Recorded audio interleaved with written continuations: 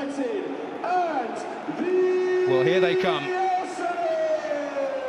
into an expectant Emirates Stadium. An occasion worthy of the Wembley sunshine, but being played out in distinctly wintry conditions in another part of North London. The mercury plunged to -4 degrees Celsius this morning. A little over freezing at present, but we're about to be warmed, we hope, by the white heat of competition. An FA Cup tie of mighty magnitude and of great history. Indeed, an Arsenal anthem written specifically for a great FA Cup occasion back in 1971.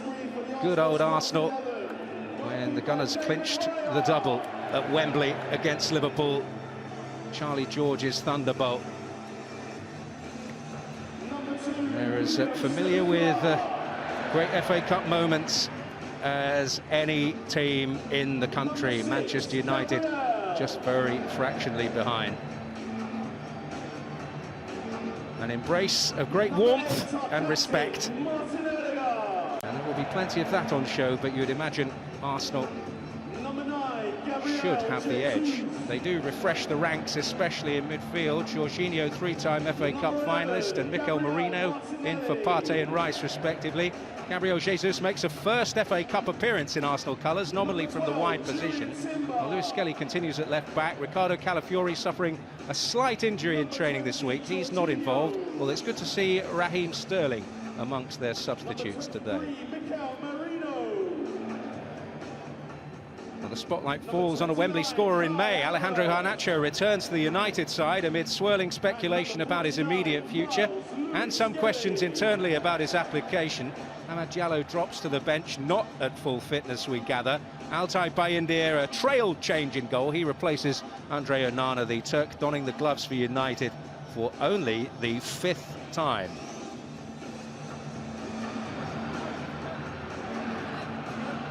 Captains Ødegaard and Fernandes. Andy Madley has the honour of presiding over proceedings today.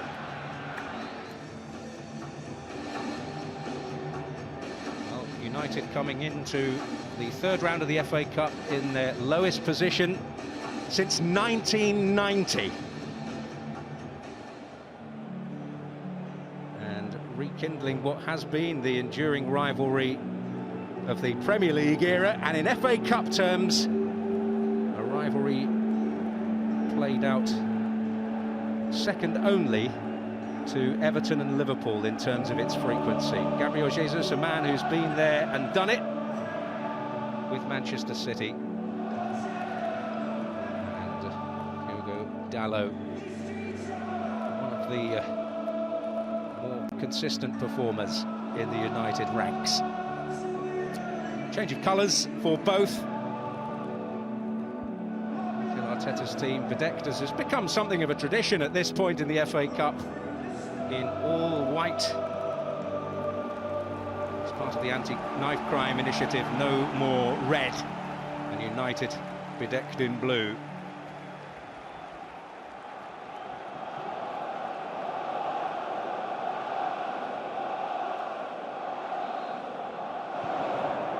So away we go, by some distance, the tie of the round. An FA Cup occasion to grace any arena. It has been a fixture that's provided a thrilling climax to the competition on 2 occasions, in 1979 and 2005, when Arsenal came out on top, somewhat fortunately on both occasions. They will feel today, I'm sure, if they get it right, then they won't need a stroke of fortune, Andy Hinchcliffe. It's a huge tie, of course, the size of these clubs, what they're looking to achieve, and it's probably a tie that neither side really wanted at this stage. I think the greater pressure is on Arsenal. The Carabao Cup, the Premier League, the Champions League look tough competitions to win. So the FA Cup now takes on an added significance. They're at home as well, but for United, they are a work in progress. Can they build on that impressive performance against Liverpool? Played to a finish. Another extra time. Penalties are required, remains to be seen.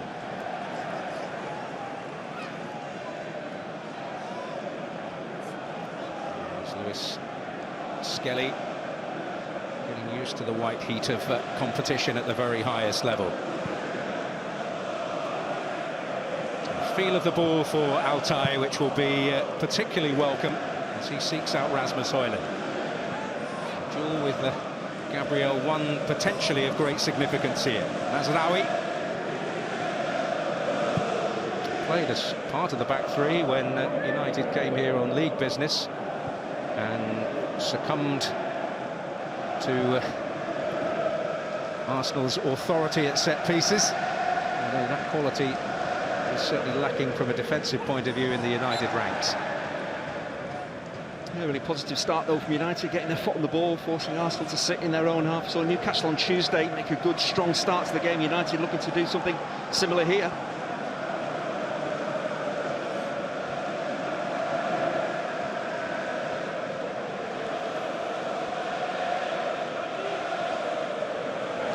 Timber. Pulled to the flank, then made a little darting run inside. David Raya immovable in the Arsenal goal. Although, as usual, wandering into something more akin to a centre-back position at times. There's a poor long forward ball there from Arsenal, but it came because United put them under pressure. Mainoo stepping out of midfield, Garnacho, Fernandes joining Højlund, pressing the Arsenal defenders. Energetic duo in there with Ugarte and Mainoo, which must give them a quality that some of their other personnel don't provide. It's very assured play from young Lewis Skelly, and here's Ødegaard.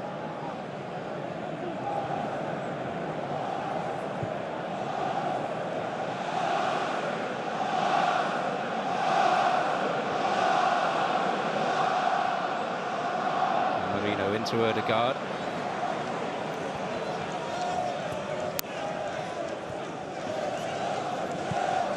Again, lines of communication needing to be good for Manchester United.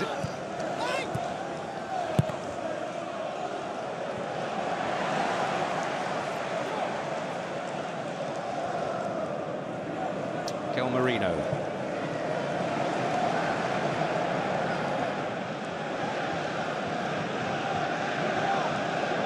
Gabriel was missing for the league match that Arsenal still exploited their strength at set pieces. Here he is on the ball again. 4 goals from set plays this season for Arsenal. Martinelli.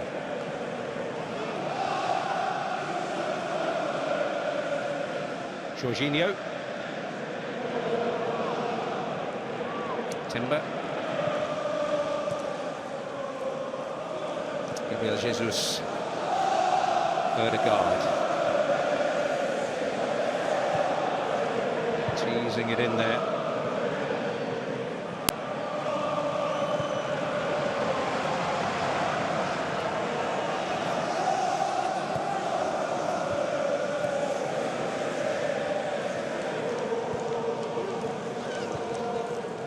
Looking to find some rhythm here. And, really be meaningfully dug out there by Gabriel Jesus. That's twice in the first 5 minutes. Jesus operating wide on this right-hand side, has played little balls in field, little give and go. Plays the forward ball, makes a run in behind defenders. First occasion United tracked his run, on that occasion they didn't. Just actually ran out of pitch, but it was a tactic he's looking to use in these early stages.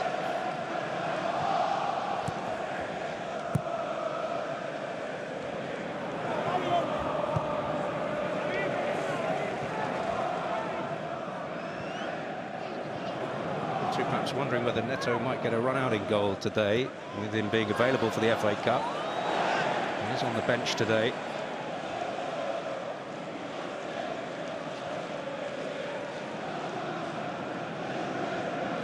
Jorginho.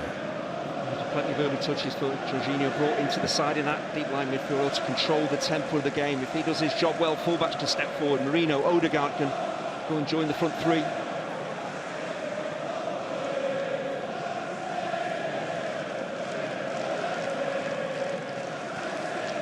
On the right of what will at times be a line of 4 across midfield.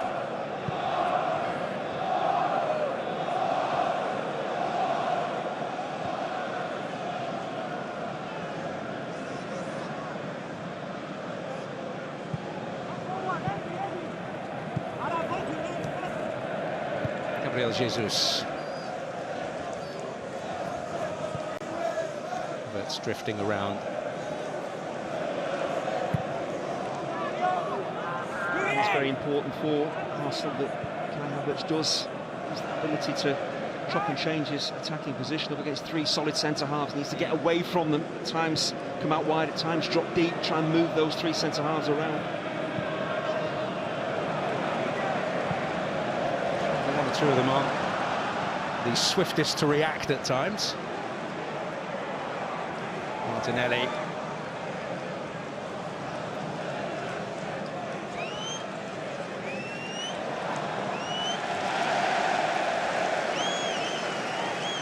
Change on that occasion out of Manuel Ugarte, a player Ruben Amorim is particularly familiar with from their time together at Sporting. A relenting element to the midfield which Mikel Arteta may find more difficult adversary. Martinelli is a real threat down that left-hand side for Arsenal when he's got the ball at his feet, but Ugarte did well there. He doubled up with Mazraoui. The pair of them dealt with Martinelli. I'm sure that we'll want that to continue, those two working in tandem.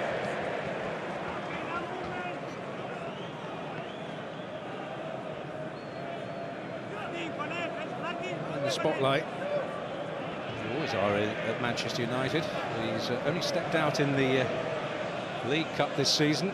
His only clean sheet in Manchester United colours came on a night when he certainly was not troubled too often, when they beat Barnsley 7-0 earlier this season in the League Cup.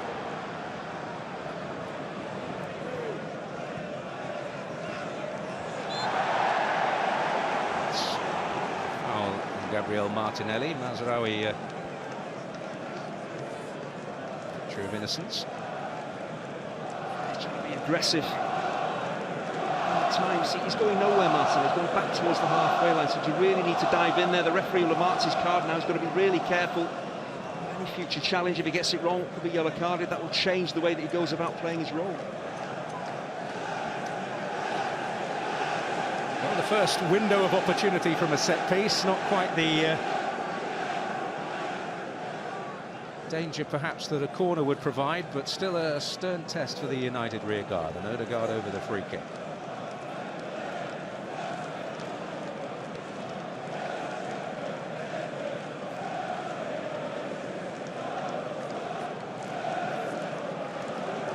As usual, clutch of players. The far post side, if you like.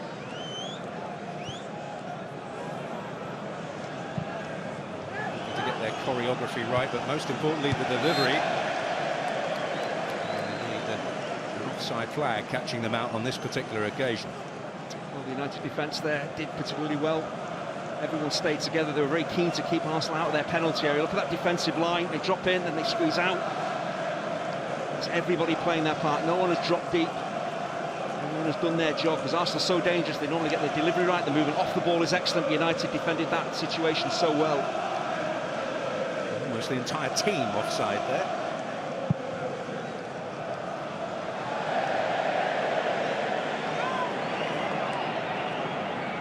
Encouraging signs, not necessarily from that piece of distribution, but certainly from United's organisational point of view.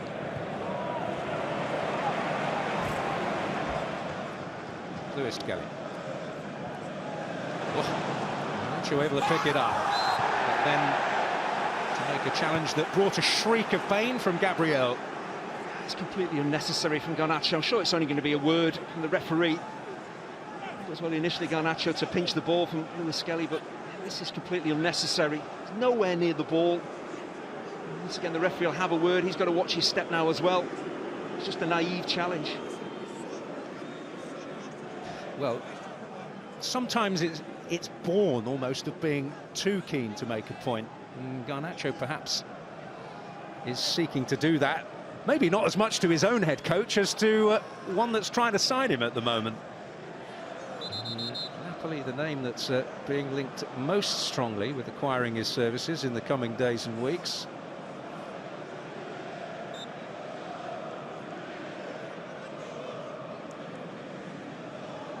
few dominoes to fall for that one to come into place.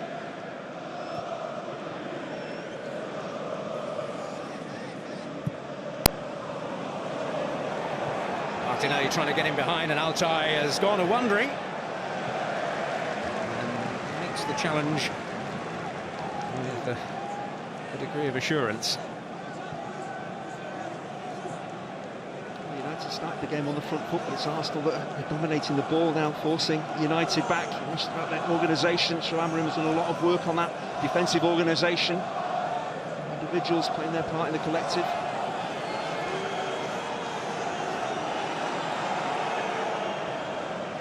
More of a hurl than they hoped. Bruno Fernandes hoping to get there. Havertz looking for something on the turn. Had his arm up, hoping for a potential offside there, and making his presence felt, but at the expense of a free kick. Be careful here, United. Mazraoui going in, Garnacho, now Højlund. Of course, you want to be aggressive, let your opponents know you're in a game, but they're testing the referee's patience here. I'm sure that's what Odegaard is saying to Andy Madley. And there's a quality that Mr. Madley has in abundance from our own personal experience, given he talks to us on plenty of occasions. It's enough of a test. Aggression needs to be channeled. That's always the phrase, isn't it? And of course, the responsibility is the players. The referee, again, he can have a word, he can say to the players, look, one more and I'm going to book you. But again, there will come a point, if those challenges keep going in, the players will get booked, and it's down to the players to act more responsibly.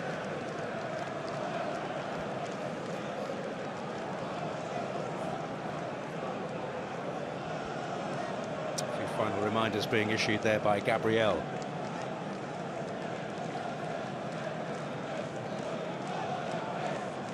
United hoping to keep that focus. Able to make the first contact on that occasion. It befell Gabriel, as it has so often. He gets the ball first, but because of that high United defensive line, a header is a long way out from goal. It's not an easy opportunity to score from, and it comes from, again, how United have set up there, squeezing high, sticking together.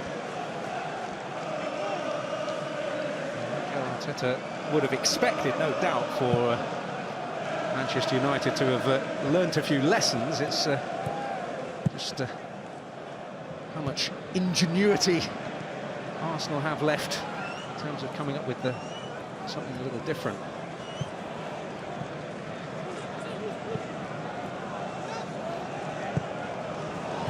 Cross, Maguire's head.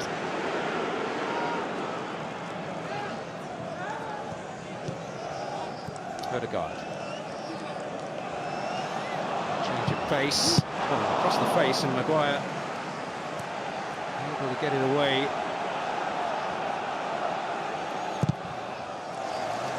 Jesus felt a little stuck for options momentarily.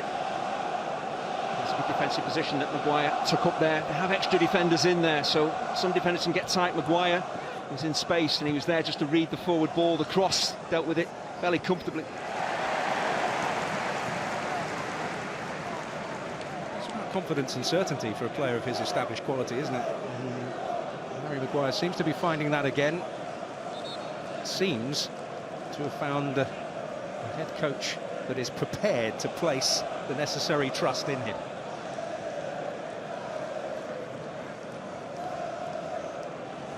Unsurprisingly, Arsenal having an awful lot of the ball. Yeah, but again, it's really done an awful lot with it. United have kept them at arm's length. They've played across the face of that United defence, haven't really got in behind them, haven't got any dangerous crosses in. Altay, the United goalkeeper, has been relatively untroubled. Martinez. Dalot. Well, slice, the fitting description. Just got away from Gabriel Jesus at the crucial moment. Cool play there by Ugarte at the back. Just a panicked clearance. First side United just starting to rock a little bit defensively. Well, really, the only uncertainty so far. Well, who's going to get there first? Is it going to be Havertz or the goalkeeper? The answer is the latter. It's when he's been distributing the ball with his feet, and we saw the same from Dalot there. Just an example there, the movement, excellent movement. Kai Havertz off the ball. Looks as if he's not going to get involved, then just spins in behind the defence. Gone marginally too early. Again, he's a master of that. He's a big target man. He's a focal point for the attack, but his movement off the ball is excellent. Dallo, and another offside. I suppose it's worth giving you the reminder that the officials are going to do it the old way today without video assistance.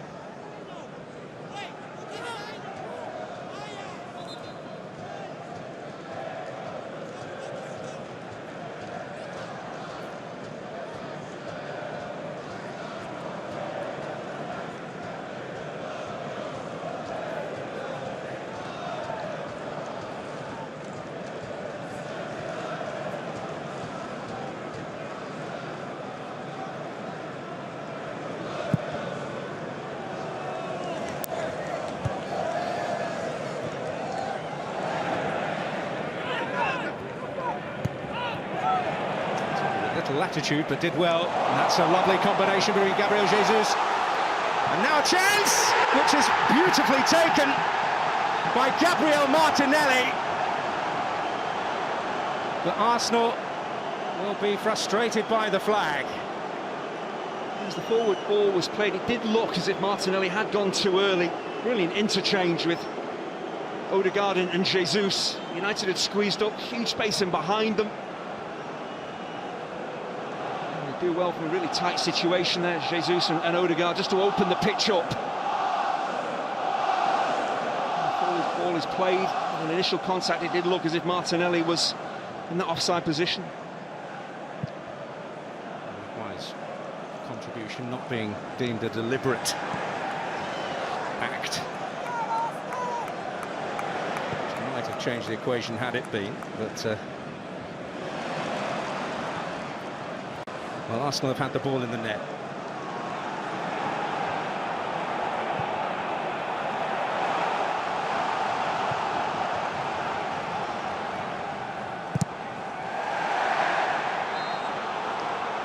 Again, another offside flag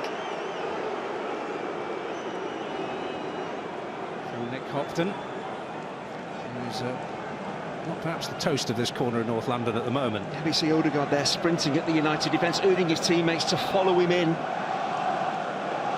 earlier opportunity, having that ball as it's played forward. He's not in control of his actions there, is he? Harry Maguire, but Odegaard there just prompting his team to step onto United, strike while the iron is hot. United sitting deep, Arsenal dominating the game. Let's put them under pressure all over the pitch.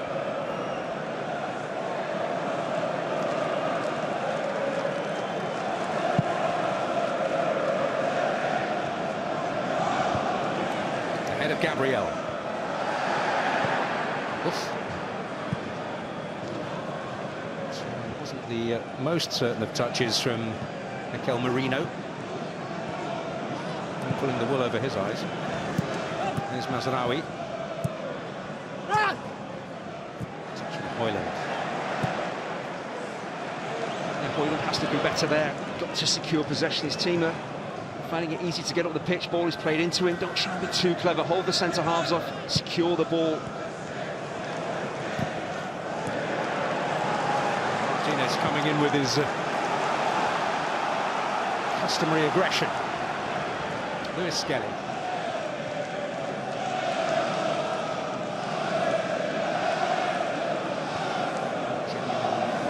Local boy in the Arsenal ranks, hails from Islington. Arsenal territory.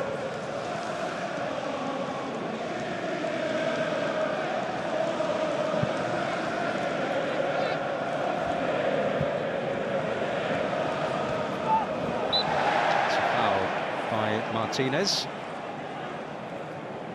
A headline grabber at Anfield with the goal almost born of malice. Such was the thunderous nature of the strike. Always feel more pleasing when it ricochets off the crossbar as well.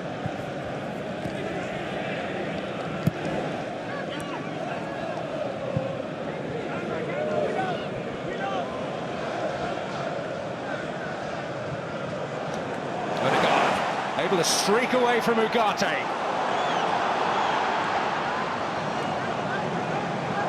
Gabriel Jesus. Got away from him. It's Odegaard that breaks the lines. I think Martinelli again, he's predominantly left-footed. As he makes that forward run into that central channel, the ball is on his right-hand side and he seemed loath to take the shot on. Odegaard again, if Arsenal can get him on the ball, he makes them tick. He is their creative spark. It was a bit loose from Altay initially, and so was his foothold. No great surprise. I mean, you're talking about human beings and betraying a little sign of nerves here and there. The goalkeeper's distribution has to be better than that. I presume he's looking to play it up to Højlund. He's nowhere near picking out his teammates, just gifting that ball straight back to the Arsenal defence. About Mainoo's contract situation, suggestions that he's holding out for a bit more money.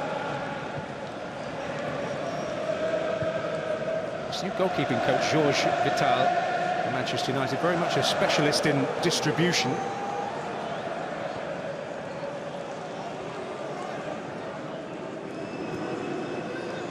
So when it comes down to the simple things, just how you're feeling on the day. Martinez, Dalot, Bruno Fernandes, Ugarte.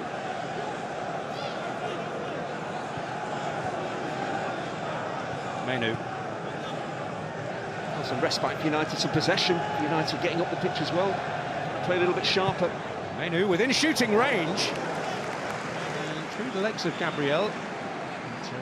Raya getting enough of a sight on it. And Arsenal back in that solid defensive setup, so United do have to sharpen up. They did there with Mainoo. It's a save that David Raya should make.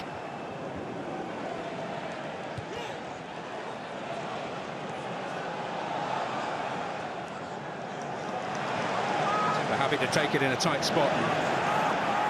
Now Maguire. Now Højlund. Waiting in the area, he'll go on waiting. Used to seeing him charge out with considerable confidence down the years, Harry Maguire. Some of the confidence coursing back. Likewise there, lovely ball by Odegaard for Gabriel Jesus, and Arsenal getting on the move. Timber, Odegaard.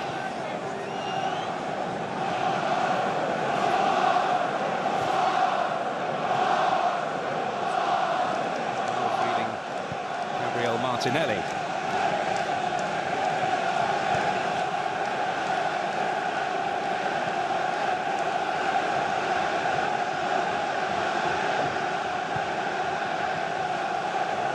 Little run created a bit of space, which Odegaard is keen to exploit. Martinez with a good piece of defending there. Gabriel Jesus. Teasing delivery, Martinelli arriving. And an important piece of defending by Mazraoui.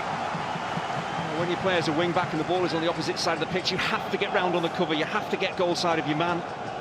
That's exactly what Mazraoui does here. It's a dangerous ball in from Jesus.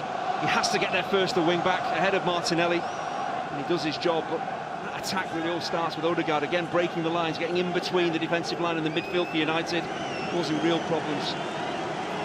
So the first corner of the match, and well, nail-biting time for the Manchester United supporters, gathered in considerable number at this end of the Emirates Stadium, and travelling no doubt from far and wide.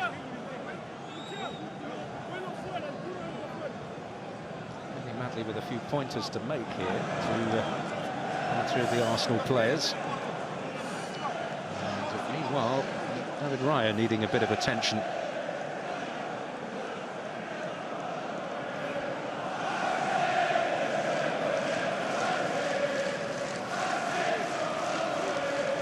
Looking at the Arsenal setup from this set piece, they did this against Newcastle. Had players well beyond the far post, a couple at least. Those players look to then make a run on top of those United defenders, and they're relying on quality delivery.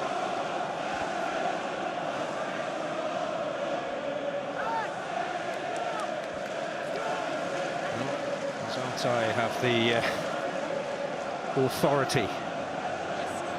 Will he be given a chance by the calibre of the delivery?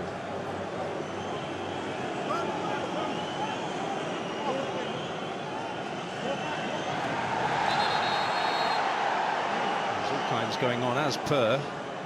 Ireland seemingly in the thick of it. Saliba, the player he's detailed to keep his beady eyes on.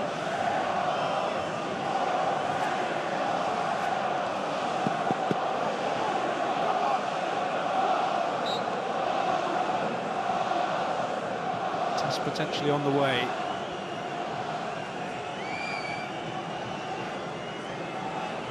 Nacho's got a tough job in there. Mazraoui does well.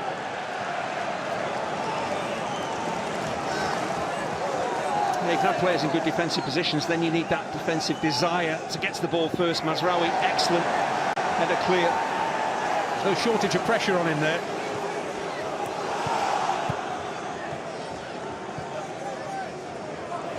That's the first one that they have negotiated.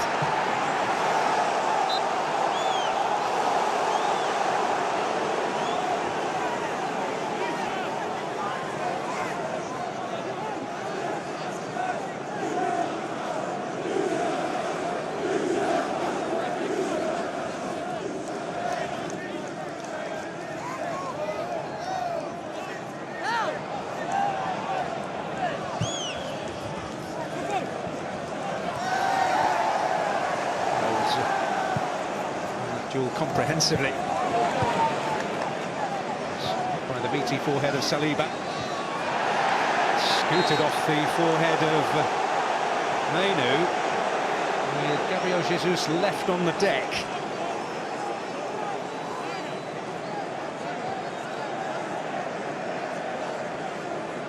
Martinez has to walk the tightrope for over an hour. He's pleading his case, saying it was an accidental collision, but I don't think it was. He's not playing the ball, he's playing the man. He steps across, Jesus goes through the back of him as well. He's got no defence.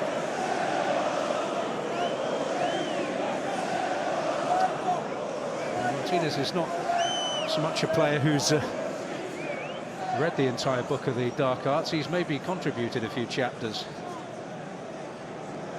Again, it's completely unnecessary. That ball is up in the air, Mainu's always going to win it. There's no need for him to go through Jesus like that, give away a cheap free kick. And when you're coming into the game talking about dealing with a threat from set pieces, why present them with one? This is the earlier strike from Mainu. It's a long way out. So he's trying to do, whip it towards that bottom corner. Because of the distance, there's not a great deal of power on it. David Raya sees it all the way. It's a very comfortable save for him. Did make David Raya a little uncomfortable, possibly was contact lens related. Needed the intervention of the medical team. These earlier Arsenal free kicks, United maintained a really high defensive line on the edge of the penalty area at the very least. Let's see where they line up here. Manchester United with the one effort on target in the game. Arsenal have not quite got into the groove in terms of a few opportunities they've had to counter-attack, and Manchester United's organisation has frustrated them somewhat with the set pieces.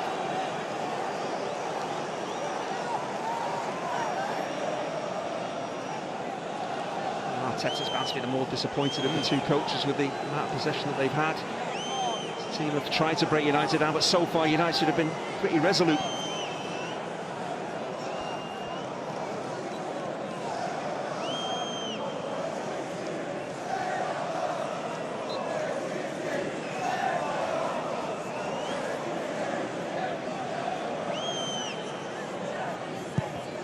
Odegaard's delivery. The whistle had long gone before it even reached Altay. Which he might be a touch grateful. I think it's actually Bruno Fernandes that goes to ground. Yes, just gets blocked off. Fernandes, I think, tries to Making sure the referee gives the free kick by going to ground. Not sure he needed to, but he was blocked off.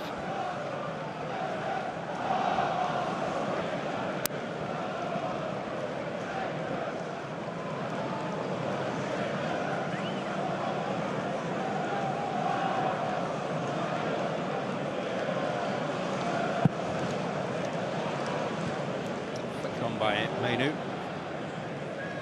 Solid contact.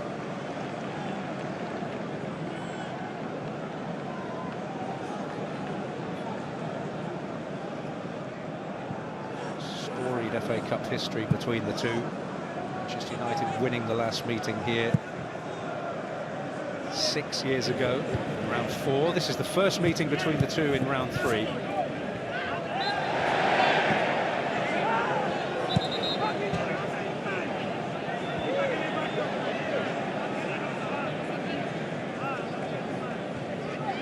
Arteta there just maybe appealing to the referee, Andy Medley not happy with.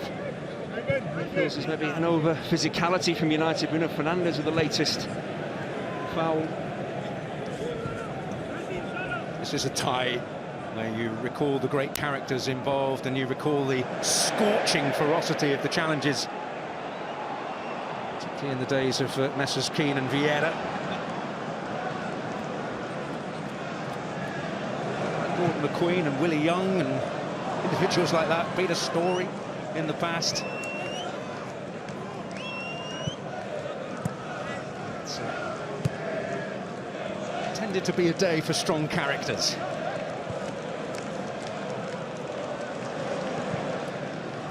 They get into Keown and Van Nistelrooy, all of those battles where bruises have been inflicted and pizzas have been flung. It's a forward ball that was from David Raya. The goalkeeper with his hands, but his distribution extraordinary. It's got Arsenal into a position of promise, but Harry Maguire on sentry duty at that near post. Bruno Fernandes. You're into trouble, but it's worked out okay. But Manchester United not yet really chasing this cup tie. Challenge from Fernandes eluded, but there was no getting away from Ugarte.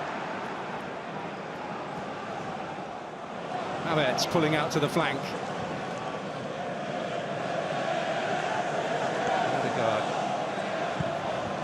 Around the back, just standing it up there. Gabriel Jesus fighting for it. Gabriel Martinelli to pick up the pieces.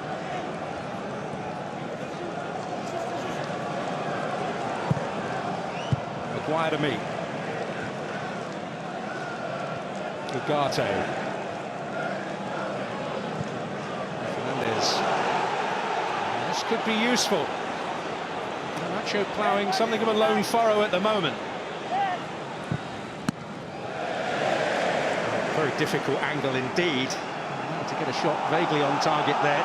It's a good piece of refereeing though, because there looked to be a foul on Højlund, but Garnacho was away, so let the game flow.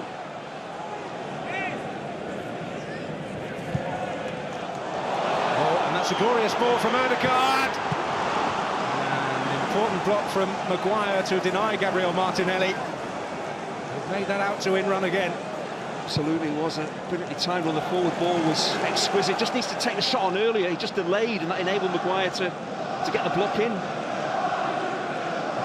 Playing a lot of football, attacking football across the face of that United defence. And when they get that ball in behind the back three in particular, much more dangerous. Just been those moments when Arsenal have threatened to strike gold, and Martinelli's runs have been the ingredient that has made that happen.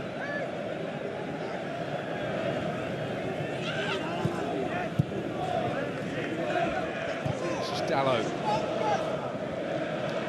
Sandro Martinez. Possibly a few too many Brazilians in the opposition for his taste today. And sharpen the competitive edge that's already pretty lethal. In this country, the sobriquet, the Butcher of Amsterdam, attached to him.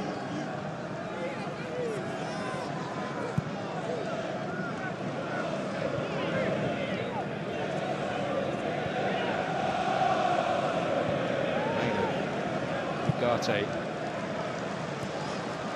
Mazraoui. Nacho.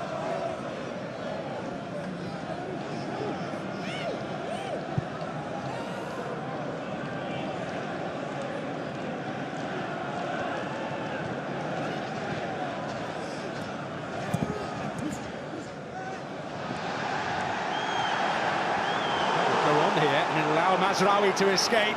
Dallow's arriving, Højlund's in there, Bruno Fernandes just knocked out of his stride, and he certainly felt he was fouled.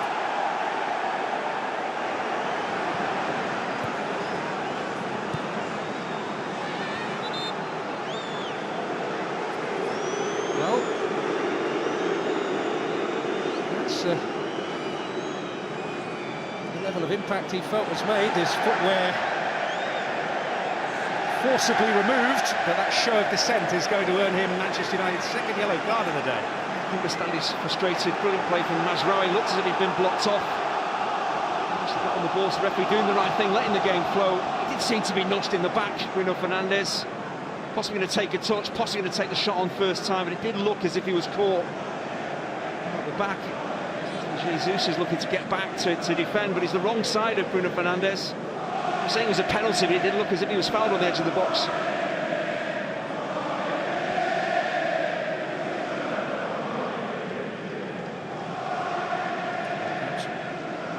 Also defending, perhaps characteristic of a forward player.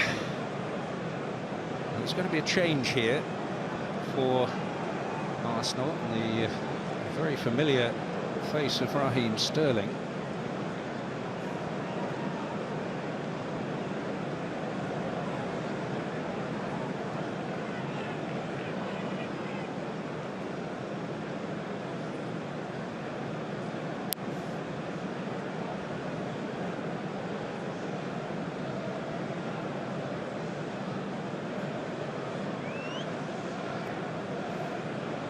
Made 11 appearances so far. It's FA Cup pedigree. 2 in the final 6 years ago.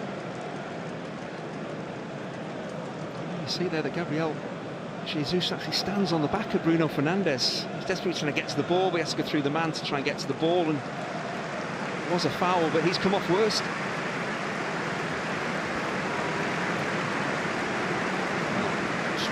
Real concern here.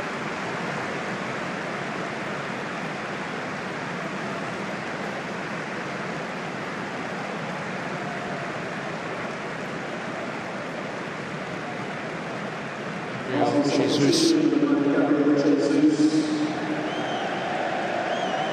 coming off the worst in that particular coming together.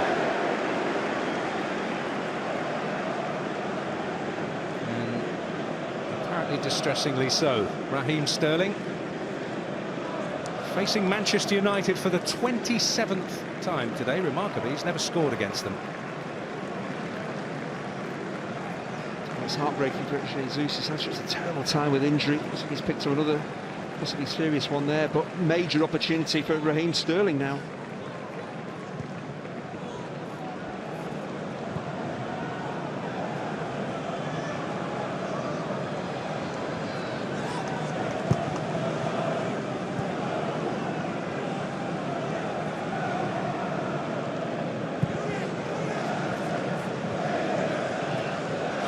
Timber.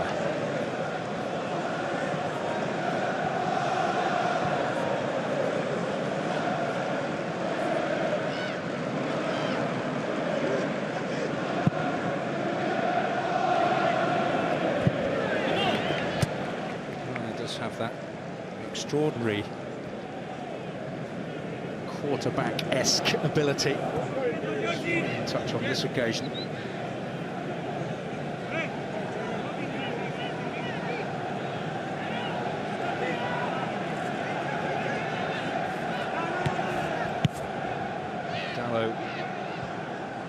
Hopeful Hoik as much as anything. Closing in on half-time, I think Emirates will be fairly pleased. He's team have gone about this game. The first port of call away from home against a dangerous attacking side is to contain them. They've done that to a large degree. They've looked well organised. On an occasion they have broken forward and looked fairly threatening. Here's Skelly getting motoring. Martinelli in behind, but happy to settle for the corner. A little touch there from Mazraoui. That's an important touch because it looks as if Mazraoui had got caught ball watching there as Martinelli made the run beyond him. Foot on that ball, Martinelli was away, so as a wing-back again in a defensive position, you've got to switch on, don't watch the ball, track the run. Well, the ingenuity of this man, Nico Jovet, has made Arsenal such a force in these situations, and he is again front and centre in the technical area, directing operations.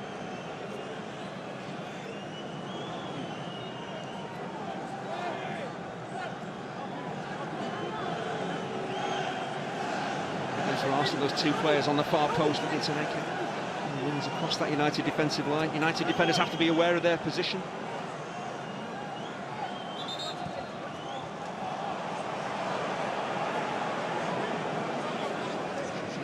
Timber stationed in that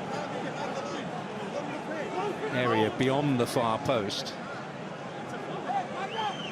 Well, he doesn't have the reassurance of the extra pairs of eyes today, Andy Madley.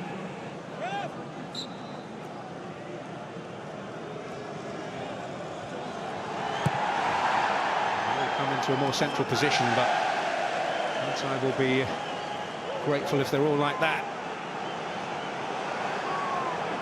It's catching practice for the United goalkeeper, exactly what he would have wanted. You're going to be under pressure closing in on half-time. You just want that ball clipped up so you can go and catch it cleanly.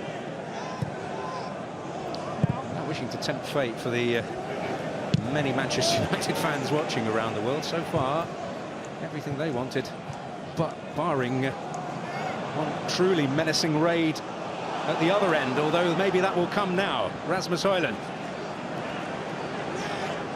Support from Garnacho and from Kobe Mainoo. Breaking the ball favouring Martinelli as Arsenal look to get moving on the counter-charge. Ugarte unable to make the challenge. De Ligt does. He's shown enough of it.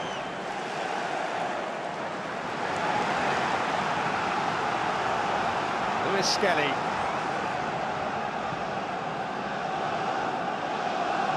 Just a period of ebb and flow coming on the cusp of half-time at the Emirates Stadium.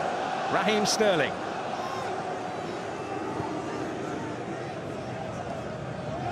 An especially warm welcome from the United fans when he is an ex-Liverpool and Manchester City player. And Arsenal status in their ranks will do him no favours in that respect. Trying to get on towards Havertz. Nearing a minimum of 5 minutes at the end of the half. And we come close to entering that with Jurrien Timber a little aggrieved, but punished for a foul on Mainoo. Again, it's an unnecessary naive challenge. He's never going to get to the ball without fouling the man. Exactly what United want with the clock running down to half-time. Give a cheap free kick away. United can take their time, get up the pitch. Michael Salisbury bringing us the news. I trailed a little bit earlier.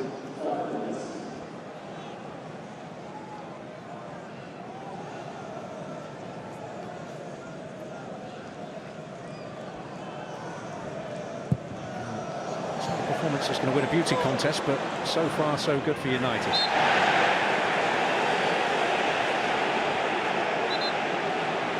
Another day for prioritising purist principles. It's simply about trying to get a job done. Get some sense of momentum started by that spirited display at Anfield. Once again, Martinelli on the move from on the left-hand side to a central position. It's been a feature, an attacking feature for Arsenal in the first half. Martinez head in hands. Player in a precarious position in a fixture as potentially feisty as this one. Yeah, he's brought it on himself, hasn't he? With that unnecessary challenge on Jesus, got booked for it. He's a heart and soul defender. He sees the ball and plays the ball. Yeah, at times you can't get to the ball without fouling your man. You're on a yellow card as well. Just stay on your feet. He's so careful from here on in. It's a bit more brain in the mix.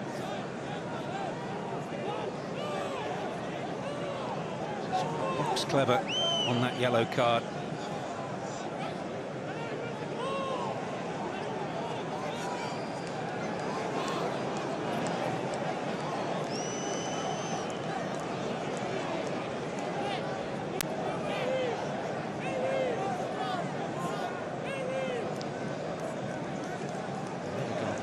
Fancy his chances as the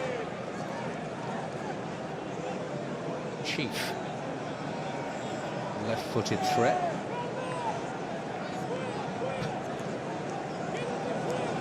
There's only a three-man wall. Actually, they've changed it now. It's a fairly sizable three-man wall, so it's not going to be easy to get the ball up and over. Normally you put maybe 4 or 5 from this position in your wall. They've only gone for 3. Can they keep it out? The Arsenal stratagem is as much about giving Altay any kind of view of it as anything else. Right old committee meeting and the secondary wall. An angle that doesn't particularly favour the substitute Sterling. And in the end it didn't favour Odegaard either. That is a problem, trying to get that free kick combination of power and precision. He's got the power, just nowhere near the target. So what he's trying to do, whip it over the wall, up and down. He's miles away.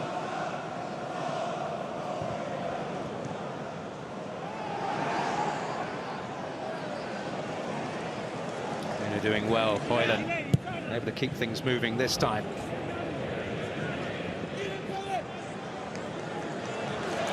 Some thrusts from midfield that we might, certainly Manchester United would wish to see from not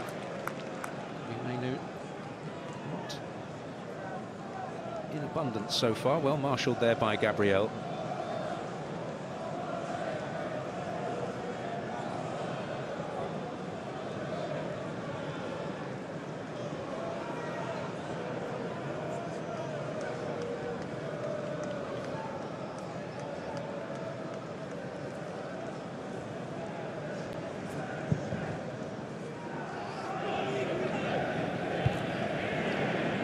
Towering describes that from Maguire. Determination just crossing the line there from Garnacho. Yet again, an Arsenal player in difficulty, and it's Odegaard this time. Yeah, he seemed to pull it slightly after he took that free kick maybe a minute ago. He seemed unhappy from that point, so whether he's tweaked something as he took the free kick, he's not moving comfortably at all.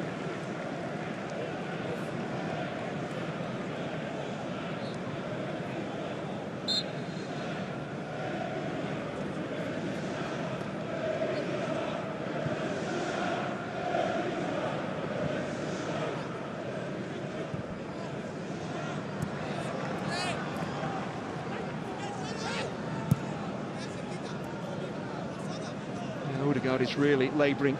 He's limping badly, so he wants to get involved in between the lines, but he's just not moving freely. Significant blow, having already lost Gabriel Jesus.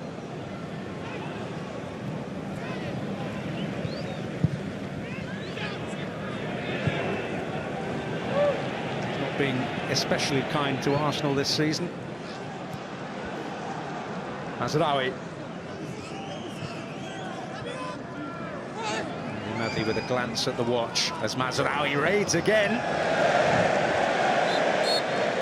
And the curtain falls on a half of frustration, really, for Arsenal. They've not been able to land a particularly telling blow from a set piece as yet.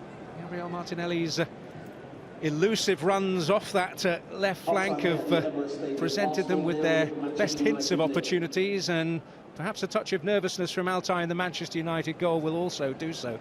Bruno Fernandes frustrated when he felt he was fouled right on the edge by Gabriel Jesus. A challenge by the Brazilian, which has meant his participation in the game has come to an earlier than hoped conclusion.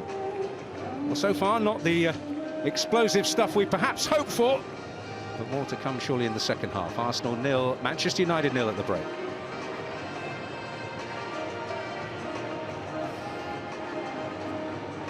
Okay. coaches. I think they've perhaps accepted that there may be the inferior of the two teams, and it's got to be a triumph of organisation and dogged discipline and hope for the odd opportunity on the counter-charge. If they're the ingredients for the success, then that's the recipe you've got to use. So Arsenal get us away in the second period. Touch frustrated with how that first half played out, Andy Hinchcliffe. I think it was a low-key first half. Arsenal, you're right, will be the more disappointed. The bulk of possession, but there's a lack of attacking quality that really hurt United. Give United credit, they defended well, well-organised, aggressive. They've done a really effective containment job so far.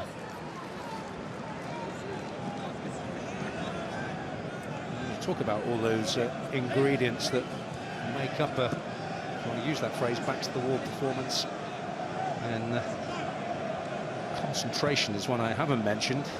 That will be severely tested, you'd imagine. But De Ligt was spot on there.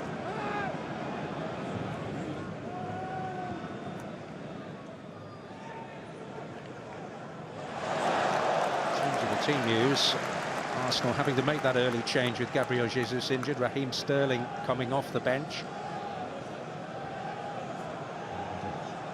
Alejandro Garnacho in the United spotlight today, as is goalkeeper Altay Bayindir. They're the two players who have come into the side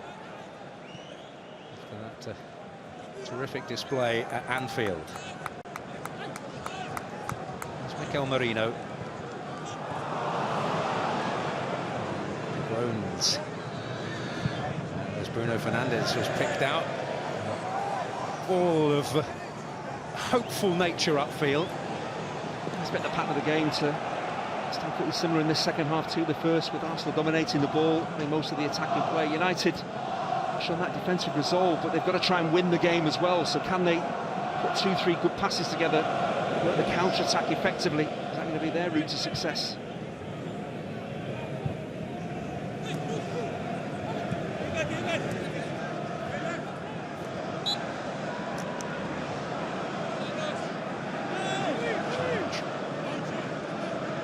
Rawi punished, and that's maybe a source of intrigue. Well, we mentioned him a little earlier. Your old teammate, Andy, Martin Keown, who's been at the centre of the drama in this fixture on many an occasion down the years.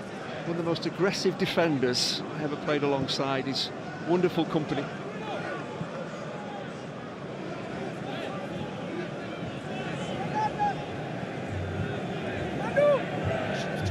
We may get to his singing talents a little later. Here's Lewis Skelly. Martin Keown singing Tainted Love is another story. Here's Højlund. Manchester United hoping to write the headlines here, but just wanting to get a good concerted feel of the ball. Possession has been at a premium. Particularly really constructive possession. Sterling, Ødegaard, Timber. Notable that Mazraoui and Dalot have switched sides at the start of this second half.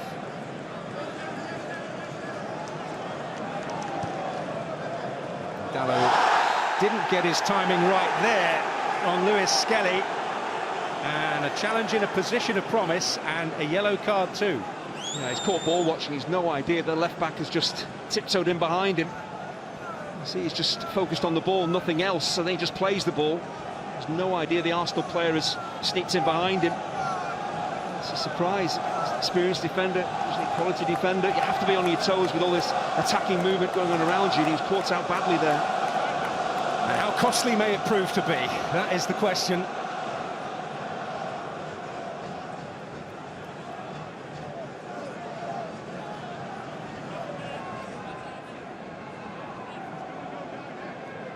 Looks as though it's going to be left to Martinelli for a delivery that's likely to curl towards goal. This could be the problem for United, having to do so much defending, having to make so many challenges. Eventually, you're going to overstep the mark, get things wrong, as Dalot did there, and you're going to give free kicks away in really dangerous areas. Odegaard with the final word. The familiar clutch of Arsenal shirts, waiting to move centre stage.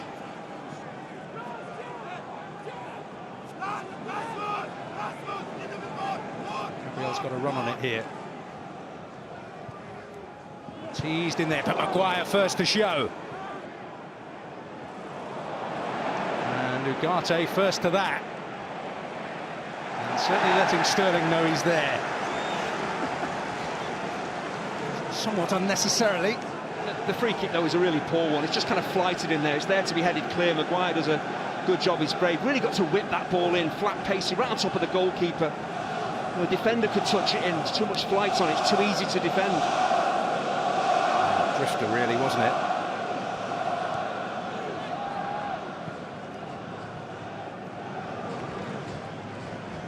Arsenal yet to exploit that dead ball to the full.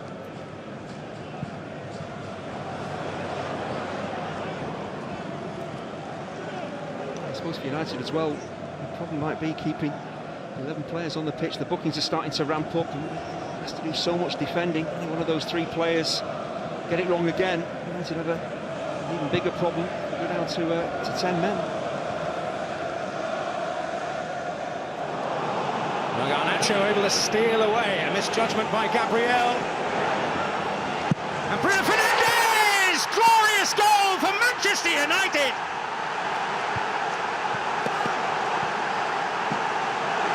Ecstasy in one corner of the Emirates. And that's precisely the kind of situation they were looking for, and they have exploited it to the full. Well, talk about capitalising on a defensive error. It's a sensational goal. Arsenal dominating the ball, forcing United back. I mentioned whether United can be effective on the counter-attack, and that's exactly what they were here. Garnacho does so well. He's unselfish, could easily have tried to take the shot on himself, be the hero. He did the right thing with the square pass. That's why Fernandes is saying Garnacho deserves as much credit as him for scoring this goal. Gabriel, what's he trying to do? I think he's trying to head it down the line, gifts the ball to Garnacho. It's just really brilliant work. Could try and pick out Højlund, that's the harder pass, but he pulls it behind Højlund to the on-rushing Fernandes, who's, bust the gut to get up the pitch into that attacking position. Always looking there, Garnacho. It's a brilliant pass and a wonderful finish. It's just a pass into the corner, no chance for David Raya. The way he whips that ball in, he has the power, he has the accuracy. It's a brilliantly constructed United goal.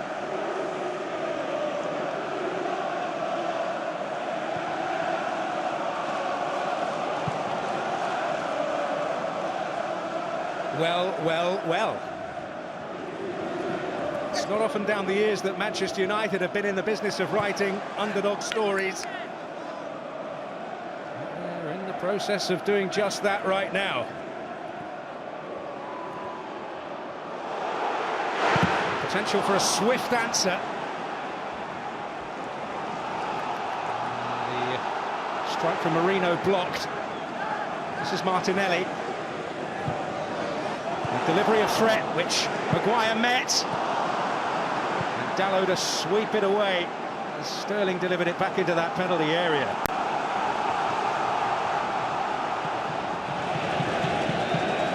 Well, plenty of defending to do and plenty of desire to do it from that United back line.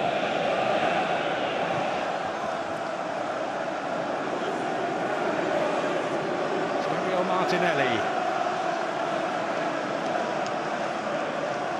Marino, in combination with Lewis Skelly. He used the left foot this time. Oh, Maguire!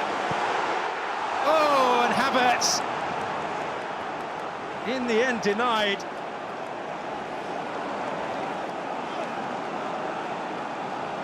It's probably the first mistake that Harry Maguire has made in the game. Such a poor defensive header. And the ball is clipped in. He just seems to head it against his own man, does he? No. He heads it right to an Arsenal player. And Havertz, this has been the story of his week, really. Opportunities coming and going. It's just a wild swipe at the ball. You compare that to Bruno Fernandes' finish. He needed to do the same thing. Just pass it with the instep. just a wild swipe at the ball. It's why it's wide and not underneath that crossbar and in. Well, so wild that I assumed initially there must have been a deflection on it, but... Well, it's not been his week in front of goal, as you say, Andy, and what a let-off there for Manchester United. Nacho. Just go back to the United goal. When you're asked to do or play in a way that means you've got to do a lot of defending, you can forget to attack, how to attack. Garnacho and Fernandes and Højlund broke clear there. The three of them knew exactly what they were doing, so they switched defence into attack so quickly. Mentally, that's hard to do. Physically, getting up the pitch is tough as well. It was just a beautifully constructed counter-attacking goal.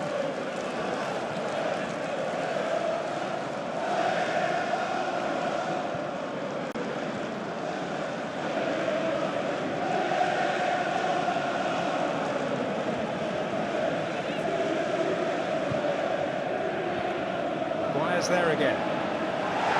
Familiar refrain. Threatened to get in behind if the ball had found him. Would have been a situation of real potential. Another booking. Garate, the latest. The yellow cards are mounting up. That could be a problem. Amorim's going to have to keep an eye on that. A number of his players now on yellow cards. They simply can't afford to go down to 10 men. 11 against 11. They were defending pretty solidly, but the pressure was on them. You cannot afford to lose a man in a situation like this.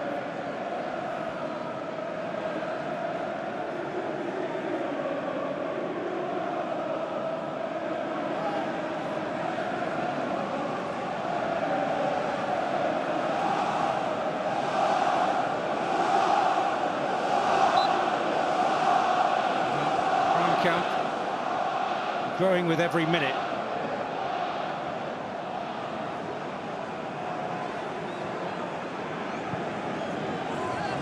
Delivery. And again, it's Harry Maguire, and if United do eke this out, as it seems it's going to be, they'll have a lot to thank him for. When you play in the way that United are, yes, you're going to have to commit yourself to lots of challenges. You are going to give lots of fouls away. It's the yellow cards that are the problem. Maybe only 1-2 players, but now you've got 3 and 4. It's more and more difficult. Just get it wrong, you've got a real problem there.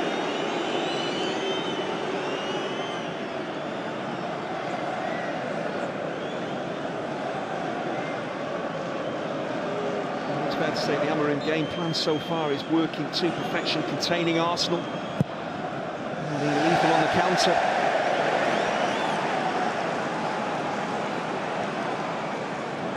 An extraordinary record in the third round of the FA Cup. Manchester United, they've only conceded once in the last 10 years at this stage of the FA Cup. The only player to score against them is probably high on your list of suspects, Conor Cody of Everton.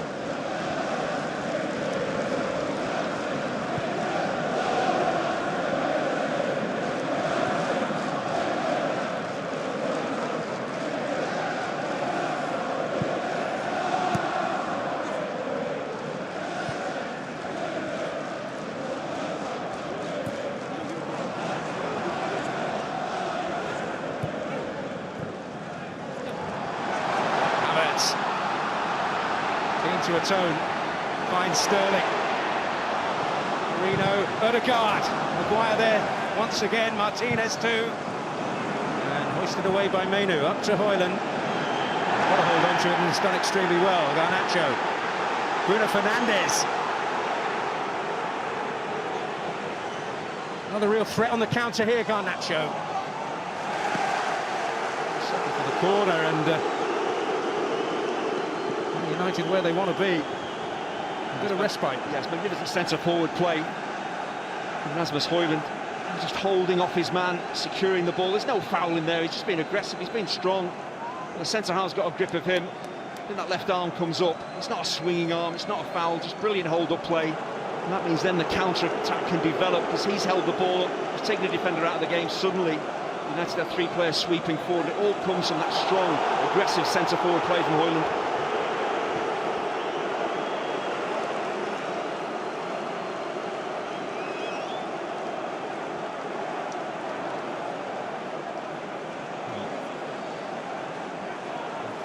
Saliba with a touch of a nosebleed. So one of their defensive pillars absent as they defend Manchester United's first corner of the game. Got some big threats of their own. Also, was long gone there before Raya clawed it out. Juggernauts coming together back there. It's a real crowd scene, difficult for the referee to pick out exactly what's going on. It's not a great ball in from Bruno Fernandes. It's got to be flatter, it's got to be pacier. As I say, the whistle has already gone. Very difficult for the referee to pick out who's fouling who in there. It's like a rugby scrum. I was going to say more ruck and maul than corner ball. But yes, enough for Andy Madley to give the free kick. Saliba hopefully suitably patched up.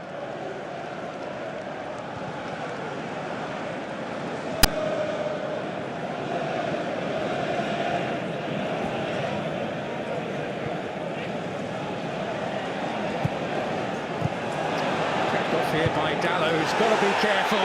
Well, Andy Madley's going to be under huge pressure to go to his pocket here. And it is a second yellow. And what Manchester United would have feared has unfolded. They are reduced to 10.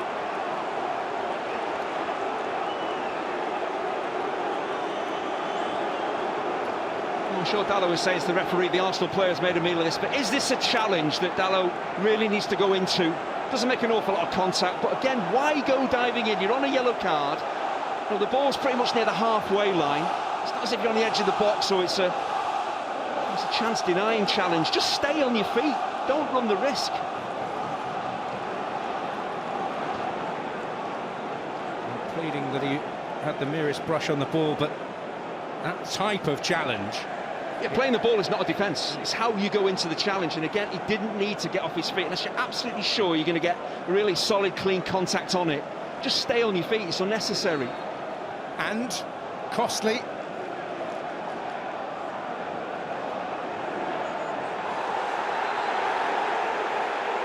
And heralding a change and the introduction of a player who...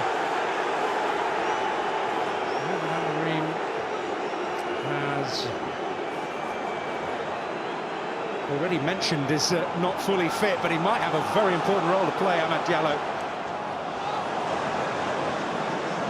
Actually, wing-back would be better suited to him than Garnacho. This is Martinelli. Altay doesn't get it away. Oh, and a glorious equaliser! Superbly finished by Gabriel.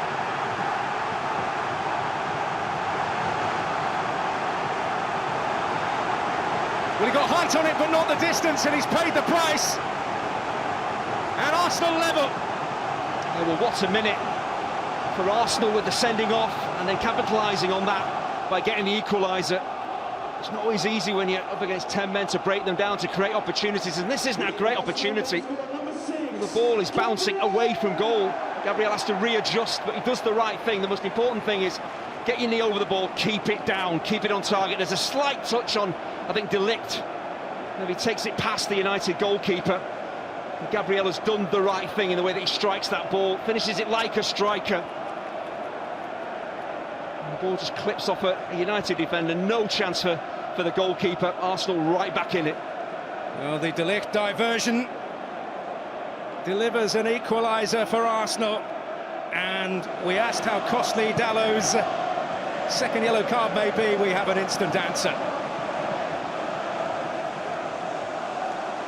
Amad Diallo has sat down on the bench again, and Garnacho is going to have a lot of defending on his plate now.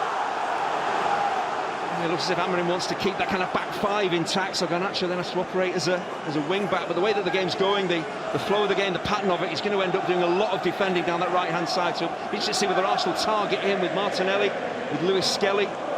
Those two going to get at him, cause him a problem defensively. Just gets nudged off the ball there for Martinelli.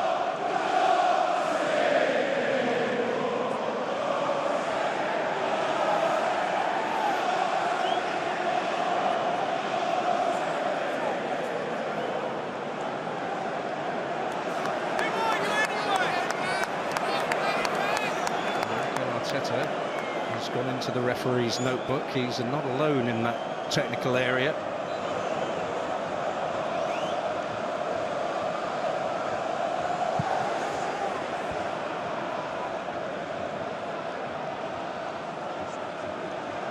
Well, with numerical superiority, Arsenal must feel that all the advantages are in their pocket.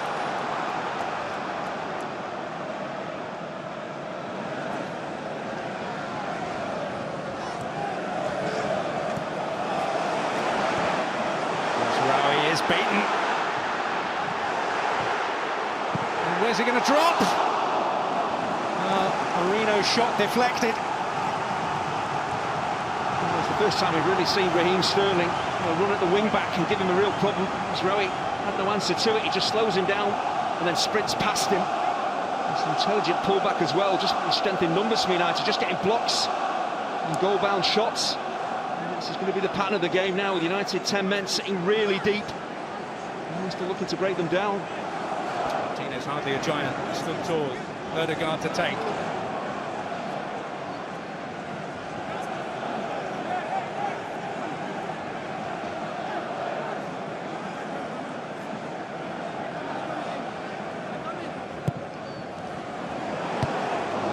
A fist again.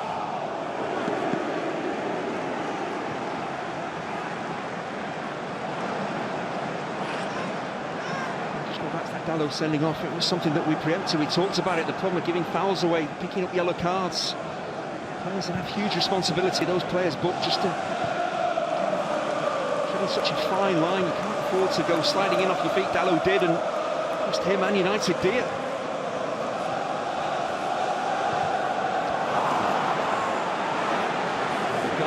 Able to nick it there from Mikel Merino.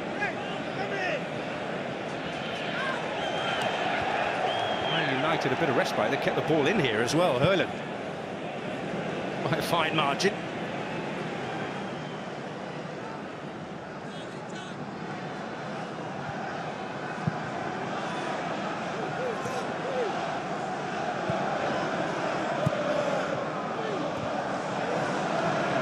Count the spells of concerted possession for United on the fingers of one hand in this game. Fernandes. Hurlen. Keep that in.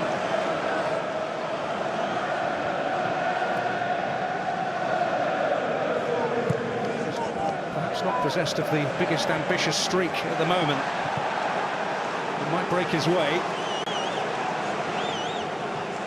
Spell there where United didn't threaten, but they just got their foot on the ball, took some of the sting out of the game. Not easy to do when you're a man light. I have to say, the first 2 quarters of this game sort of passed along in a manner akin to something like a Sunday afternoon stroll. This has been chaos in the first period of the second half.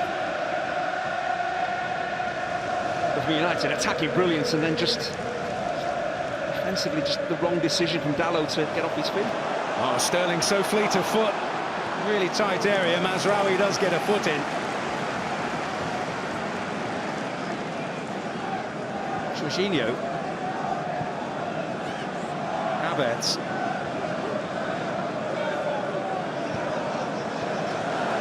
Sterling again. And Havertz. And the referee points. Manchester United frustrated. Arsenal have a penalty and a glorious opportunity to turn the tie around. Well, it's Havertz that picks the ball up and seems to run into or try to get past Harry Maguire. Is it Maguire that takes him out? Is that why the referee's given the penalty? The referee's in a really good position to spot any wrongdoing. I think Maguire's reaction tells you absolutely everything. Raheem Sterling running into traffic's really congested. Havertz gets the ball out of his feet. Maguire, does the arm come out? Does he block Havertz, his route to goal? It's not the fiercest contact you've ever seen. It's about contact with consequence. Yes, Maguire seems to catch Havertz. Does Havertz need to go to ground the way that he does? He seems to me to fling himself to the ground. I can see why Maguire and United aren't happy at all with the award of the penalty. And well, scenes reminiscent of encounters past. The Manchester United frustration, hugely understandable. Maguire's got to be saved from himself.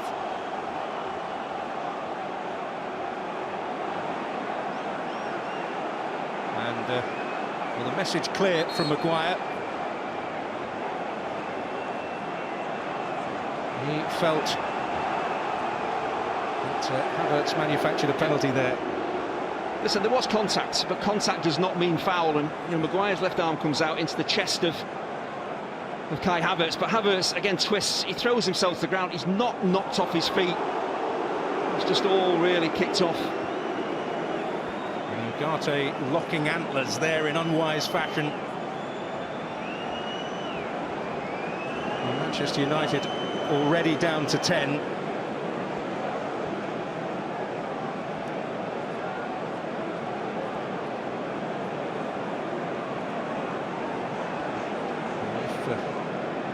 If someone does overstep the mark, then it surely is all over. I'd certainly make an argument that Ugarte did there on a booking. For United, of course, conceding the first goal, that was kind of self-inflicted, with Dalot getting himself sent off for a needless challenge, but I can understand why Maguire is unhappy with the award of that penalty. Maguire and Gabriel were in particularly heated discussion, and it seems, will confirm, that both have been yellow carded.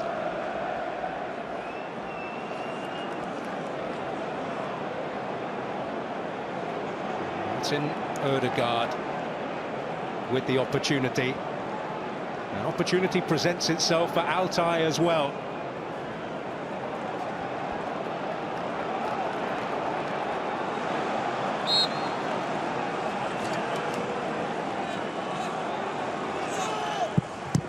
And Altay produces a moment of heroics. A giant save from the Manchester United goalkeeper. It's not a bad penalty from Odegaard. It's got pace on it. It's right in the corner. The keeper just reads it, reads his intention. He's a giant goalkeeper, Altay. Just gets down so quickly to make such an important stop. How important could that prove to be come the end of the game? Whip towards that post. Keeper so sharp, gets down so quickly. In my mind, justice has been done there. I wasn't sure at all about the award of the penalty, and Altay has come up with a huge save. Well, those from Manchester will doubtless say justice has been done. And Altay, well, what a contrast to his previous trip to North London. There were plenty of brickbats flying his way after his performance at Tottenham in the Carabao Cup. Well, they're a moment to treasure for the Turkish goalkeeper. I took a few penalties in my time. I was a left footer as well, and that would be the corner that I would normally go for. Whip the ball to the keeper's left. Opening your foot out and going the other way was not something I followed. Odegaard didn't. I think the keeper read that, the way that he shaped up to strike the ball. Declan Rice thrust into the fray. And we can genuinely say, after the flashpoints that we have just witnessed, that this is Arsenal against Manchester United. The first half low-key, the second half anything but. And the suspicion was that both Gabriel and Maguire, the central defensive gladiators, received yellow cards after that skirmish.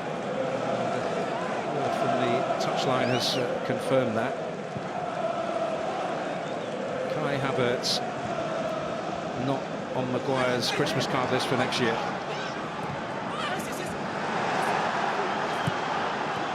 This year, I suppose.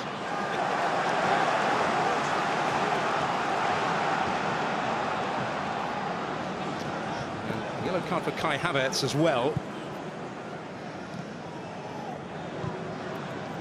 I hope he's cracked a pencil sharp there.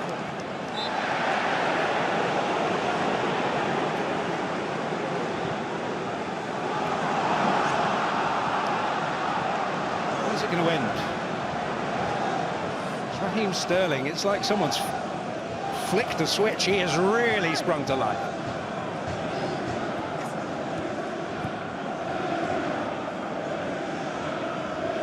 Timber.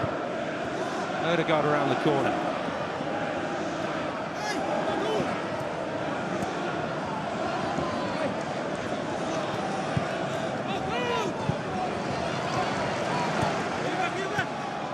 Sterling.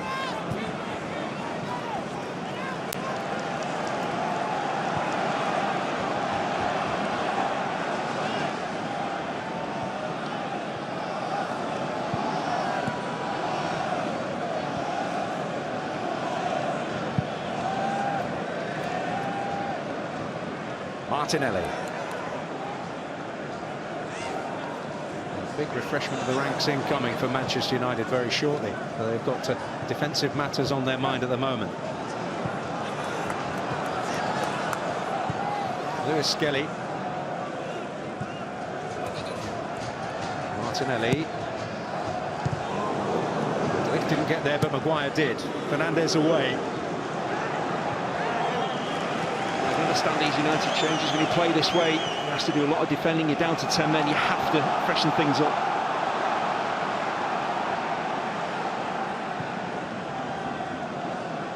Odegaard. Sterling. Odegaard. Oh, tease it in there! Oh! An outside! With a quite astonishing save in the end to deny Declan Rice, who will feel he shouldn't have given him a hope. Well, Declan Rice, if he can, just needs to head this down. He makes it savable. It's a late run from the midfielder. The United defenders are watching the ball. He's run beyond them. He just needs to head this down. He heads it into an area where the goalkeeper, if he does stick out an arm and reacts quickly, can make a save. Shouldn't be allowed to.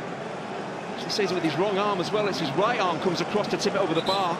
Credit the goalkeeper, but Declan Rice has to be scoring from there. Well, Rice often underrated in the air, but that was an opportunity to bury.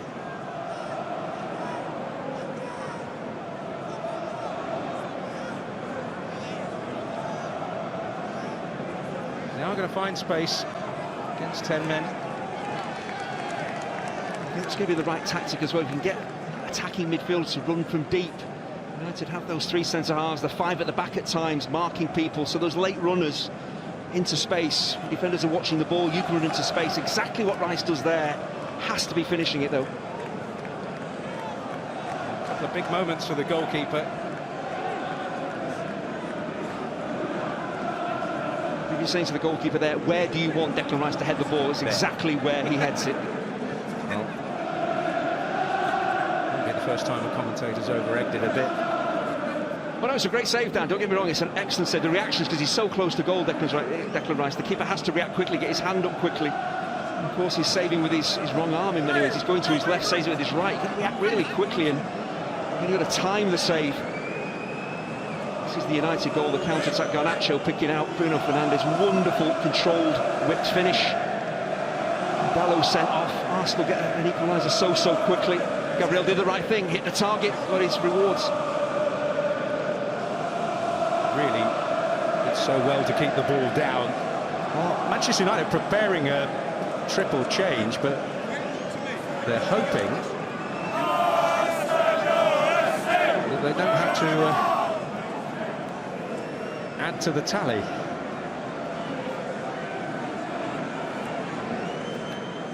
They're examining his saving hand with quite close scrutiny. Yeah, but Onana's not exactly going through a rigorous warm-up, is he? He's not too concerned. Almost Hinchcliffe-esque, I would say.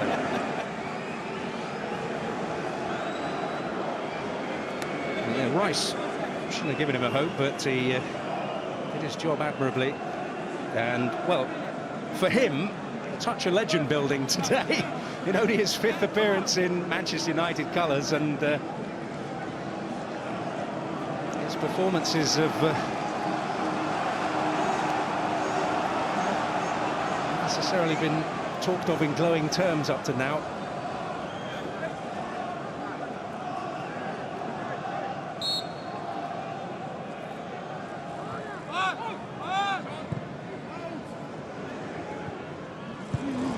De Ligt this time. Rice imposed himself well. Away by Martinez. It looks like Declan Rice means business. So sharp every time he picks the ball up, making forward runs, urging his teammates to keep giving him the ball. So here we go, it is just the three. Zirkzee on the left, Toby Collier maybe a less familiar face for you in the middle. And Ahmed Diallo coming on.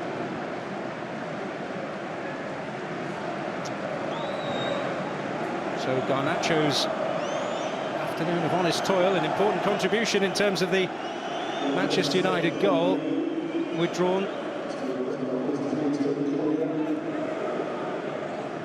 And it is the two cup final goal scorers who are coming off. Kobbie Mainoo's race is run. Ahmed Diallo and Joshua Zirkzee replacing Rasmus Højlund, who has limited opportunities to shine, has produced some better hold-up play in this second period. It's not really been a day for a lone frontman, has it, for Manchester United?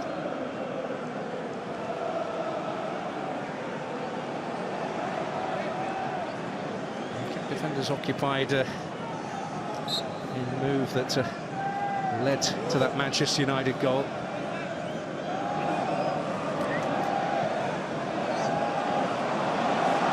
So where will all the pieces fit together? I don't suspect there'll be an enormous amount of change. Collier, a capable midfielder. Diallo's played a lot at right wing back of late. Actually been more productive from that position. Martinelli has the beating of him, but it crept out of play. When you talk about Ahmad and producing going forward, he's going to have to do virtually a lot of defending here. That's going to be his game up against Martinelli down this left-hand side for Arsenal. So it's a big challenge for Ahmad. Can you really, become a defender first and foremost? Attacks tending to come down the opposite flank to Ahmad Diallo, with Raheem Sterling certainly catching the eye. I feel that could be key, getting the ball to Martinelli, getting it to Raheem Sterling, getting some real width, getting some crosses in, Declan Rice making those late runs into the box.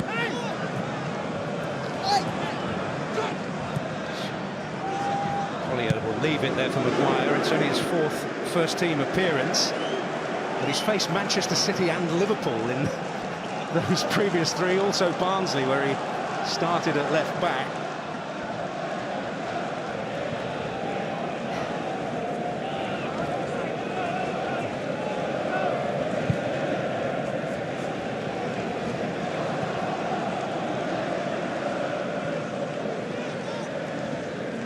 I wonder whether Ødegaard would even come out for the second half, but his presence so important to Arsenal. Lewis Skelly to Martinelli. A test of Ahmad Diallo's capabilities, and a test again of Maguire's. Clearance, not exactly that. Sterling has showed too much of it that time to Mazraoui. He's carried the ball slightly further then, which he passed his man. Well, Arsenal keen to stave off extra time and conclude this in the 90 minutes. North London derby to come in midweek. Offside, needlessly so. Against Timber. Of course, the problem for United in what's left of normal time, then if you go to extra time, is can you carry a threat going up the pitch? Do you generally believe you can win the game in extra time, or do you just play out that extra half an hour playing for penalties?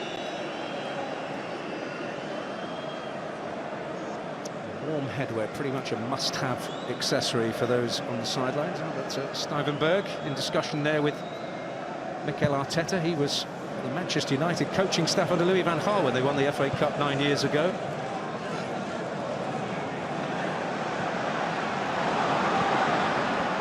Sterling again. Maguire out there to meet him. Oh, De Ligt didn't get there. Ødegaard. Lewis Skelly to Rice.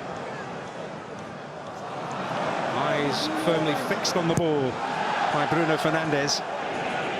It's not really an out ball. Yeah, exactly. Unless they hit Zirkzee and he can secure the ball, it's just going to keep coming straight back at them. Timber.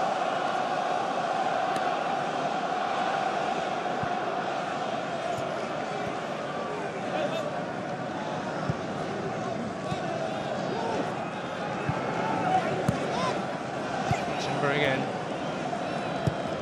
Ødegaard, and that's Altay's. And I know he's a bit of a giant, but even he has grown in stature in the last 20 minutes or so. There's too much flight on the ball. You're looking to keep the ball away from those three big centre-halves, but in doing so, it just tempts the goalkeeper to come out and collect, and he was positive.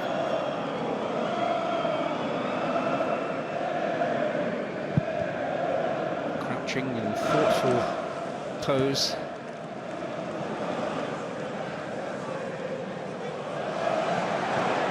The regulation attire for a head coach these days, of the work trainers.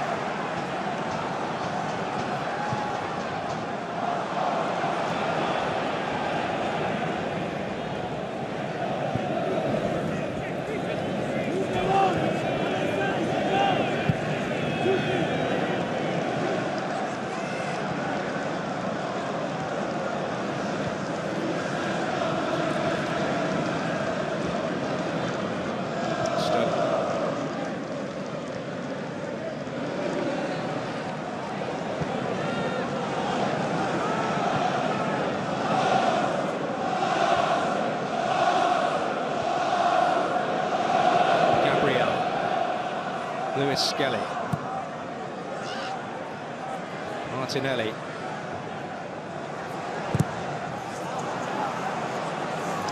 Diallo reading the situation well. This is Zirkzee trying to gather some ground here for Manchester United, and he's done it really well. Amad Diallo. Zirkzee. Oh! Well, it's totally forgivable, but Collier almost had a present then, if he was able to realise it. All flashing around that penalty area. It's great attacking play from Amad, but it all starts with him being solid defensively, winning the ball, blocking the attempted cross from Martinelli. Then he's sprinting up the pitch. Substitute, fresh legs, committing that Arsenal defence. It's not easy for Zirkzee. He's got so many players between him and the ball. It is a threat from United. That'll just worry Arsenal slightly. How much Raheem Sterling knew about that either. He was in the right place at the right time.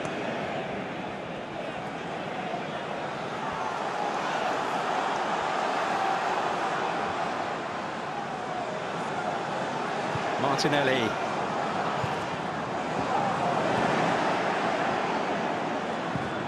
Greatest header away by Mazraoui. That's a dreadful one.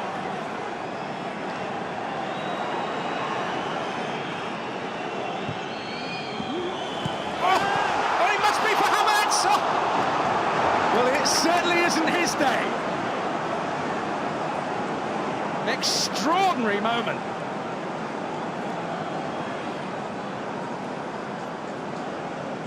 The ball in from Ødegaard. It's an absolute peach. It bypasses all the centre-halves. It drops in front of the goalkeeper. Havertz gets it out of his feet.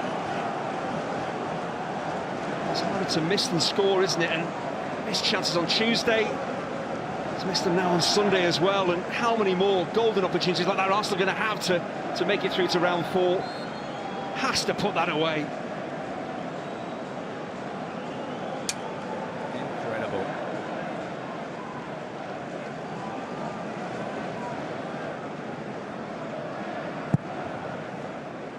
In that kind of moment, Manchester United minds begin to believe that fortune is smiling on them here. First staging post will be to get to extra time. Then it's about summoning enough energy and nerve to get through 30 minutes of hard grind, and possibly their best refuge now will be a penalty competition. And misses like that give you belief. Amad breaking up the pitch in the way that he did gives you a bit of hope that you can actually win this game. Of course, trying to settle for penalties is a really dangerous game, because Arsenal will continue to push forward. They have to be relentless.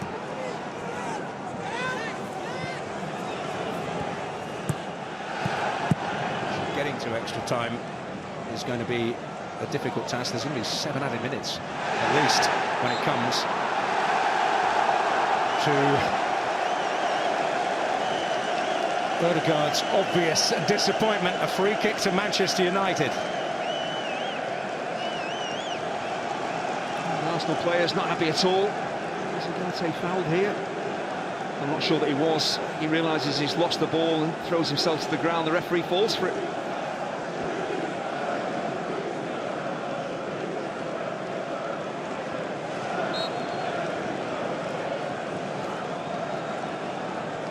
Bruno Fernandes over it.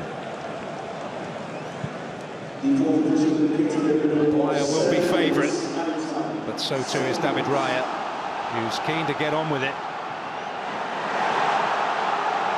Sterling is a good outlet for them. It's really been fired up in this second period. Challenge from Zirkzee, not enough.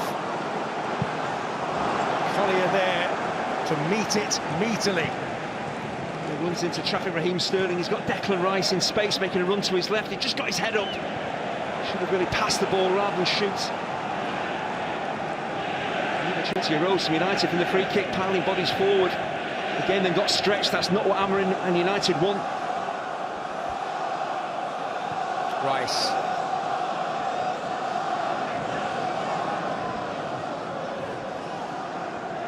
Gabriel. Matthijs de Ligt getting that equaliser. Hamad home. The red card for Diogo Dalot. Martinelli going on the outside this time. Mazraoui arriving to deal with it. Can't really do anything else. It's a decent cross. His white shirt's just standing and watching, make a move. Anticipate Martinelli's going to deliver some quality into the box. Mazraoui probably expected to be under a good deal more pressure than he was. It was virtually non-existent, but the risk of labouring a point, a situation right up Arsenal Street here. The position Gabriel's taken up and the lack of bodies around him, quite extraordinary, really. And Ugarte attending to him now. Collier gets there. Sterling. Mazraoui did enough on that occasion. Didn't meet it cleanly, but his presence enough to put Gabriel off. Reduces expectation that he might get on the end of it. Ugarte overpowered.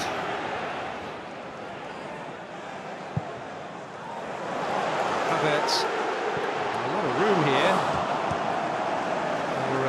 for Timber to attempt to exploit. It's ambitious. He's got a simple pass to his right.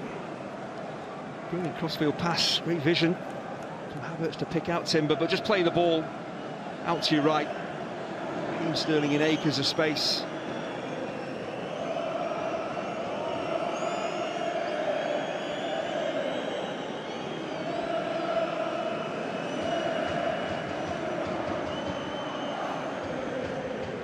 Well, whatever the outcome here, Manchester United having a particularly challenging pair of fixtures. Anfield 1 week, the Emirates the next, the top two in the Premier League at present. And at the very least, emerge from both with credit. So, just how much the match miles on the clock here today and the energy expended will take its toll, both mental and physical. As Rice moves determinedly forward. Martinelli, Jorginho, Declan Rice! Oh, and Altay getting a telling touch again. Declan Rice aghast again. And Manchester United hanging on again. Declan Rice has caused United so many problems, just breaking from midfield, getting into good, intelligent attacking positions. Defenders again ball watching. That is on target. It's a magnificent save. Not as glamorous as the other two he made, but so important.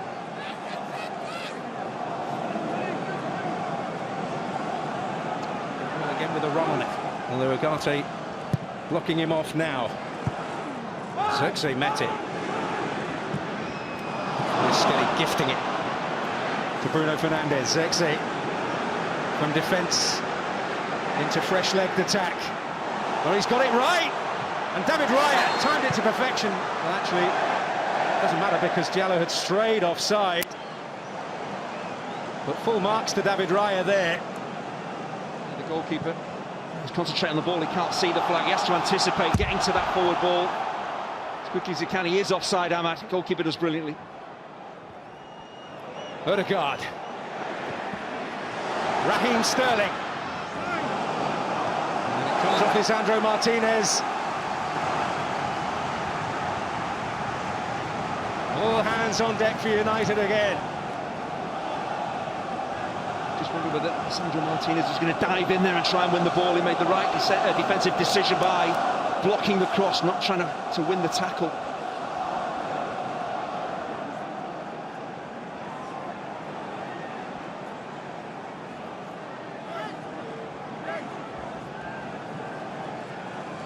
Just gesturing in the background there.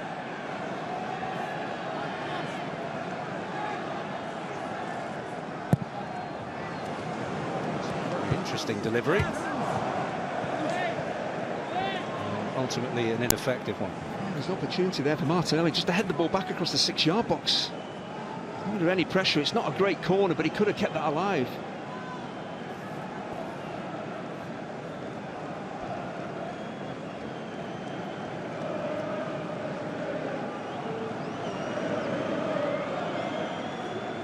Well, a feverish second half in the great traditions of this fixture.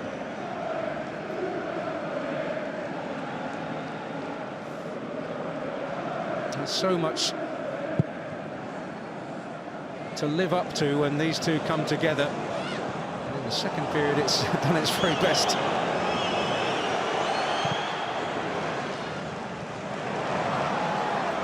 Sixteenth time they've been drawn together. United coming out on top 8 times to Arsenal's 7. The expectation that it would be particularly tough for United to maintain that lead in the competition. But who knows, there may be an opportunity yet to win it in normal times. Zexi looking to set up a base camp here for United. Fernandes. Going to be brave. Jallo trying to get a hold of it. Tries to lift well forward in the last knockings of normal time. And indeed, there it is.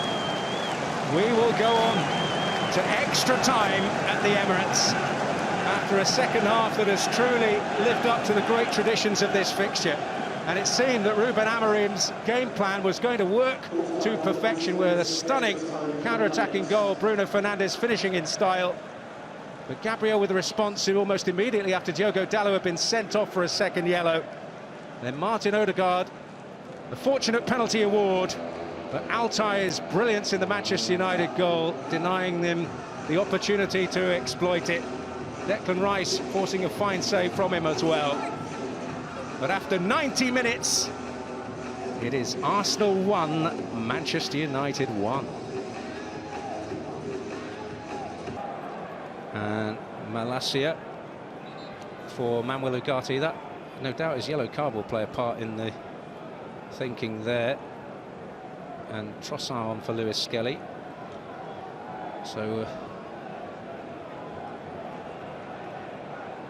very much an attack-minded change. Yeah, I think the two substitutions would indicate the approaches of the two sides. Amorim looking to protect and maybe get to penalties. Arsenal setting on an attacking player to try and win the game in extra time.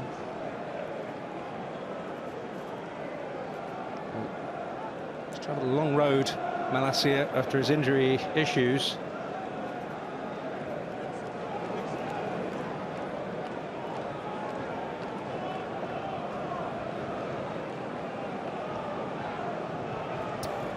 Malacia's going to play at left wing back.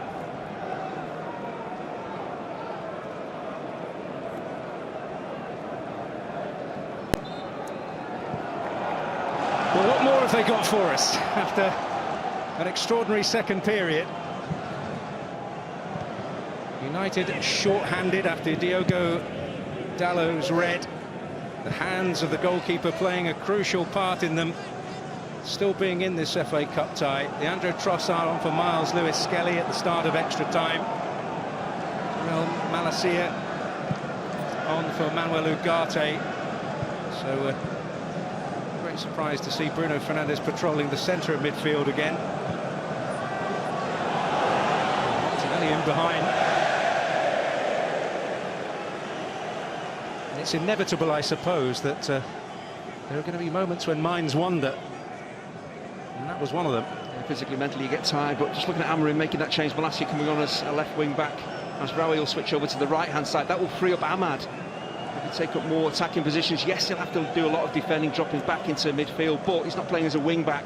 He can actually get up the pitch. So again, Amorim, yes, has strengthened things defensively, but he's still got that attacking threat with Ahmad playing in a slightly more advanced position now. That rabbit out of the hat potential.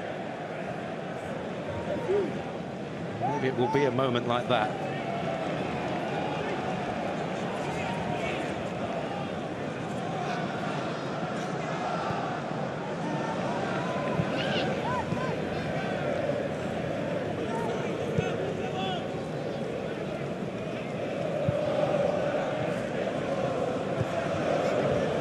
Odegaard.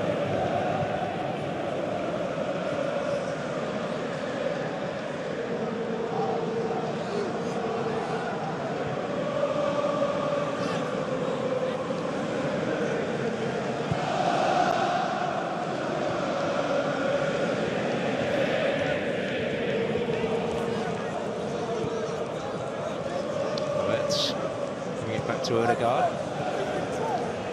Jorginho. And that could be the moment that they prize them open, but always running away from Kai Havertz. He's been at the centre of the drama today, and he should have a couple of goals to his name. And to be fair to him, he's kept on going. He's missed golden chances. He did on Tuesday, he had in this game as well, but he's kept making those runs. And behind that United defence, got to keep believing that an opportunity will come and he will be the hero ultimately.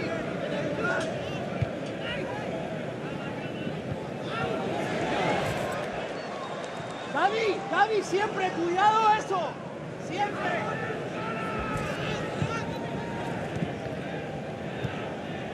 Martinez, Bruno Fernandes, Malacia.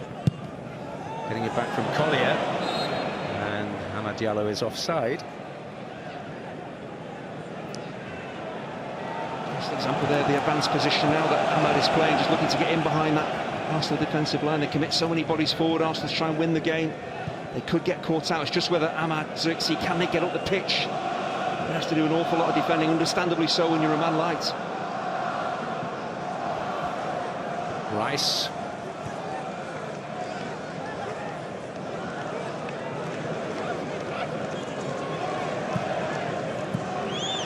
Declan Rice in again! Oh! Matthijs de Ligt with the heroics this time. Well, three presentable opportunities have fallen Declan Rice's way. And United have emerged unscathed on all three occasions. It's a great attacking position again. Declan Rice didn't see many real composure, seemed more hit and hope than anything else. And you should appreciate where the defenders are, maybe try and lift that ball, just really smashes it goalwards. That said, it's still great defending, brave defending from de Ligt.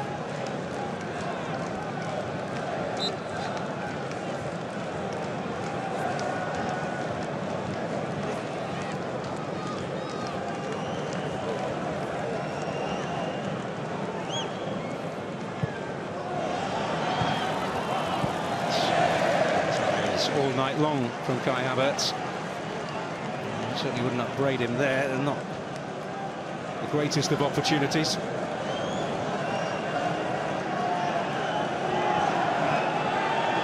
Gives Butts maybes, certainly some golden chances to put this tie to bed. In part because of that man, it's still very much alive.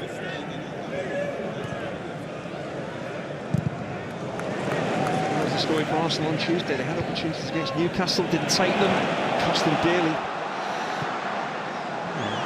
Fair to say they've had the upper hand in that regard by quite the margin. This is Trossard. Martinelli need to take it up at close quarter, carry the fight to Manchester United. Mazraoui did well not to engage there, to make any contact with Martinelli. United defender standing and watching and break into the penalty area. Could have given a penalty away easily there. Sometimes it's as much about trying to draw an ill-timed challenge as much as anything else. He passed that particular test at a time when concentration is sure to waver for the odd split second.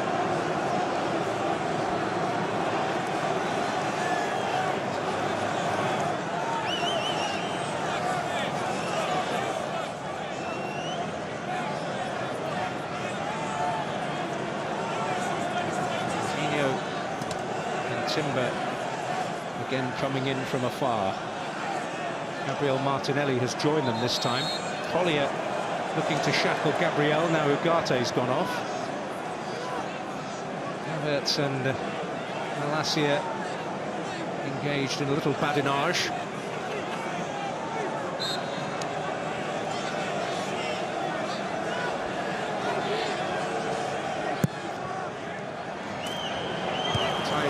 Some difficulty there. Mazraoui, fortunately for him, was not.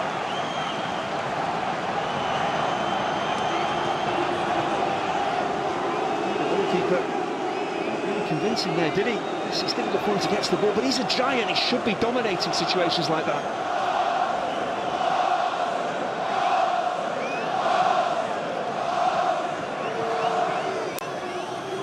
Odegaard this time. Similar test.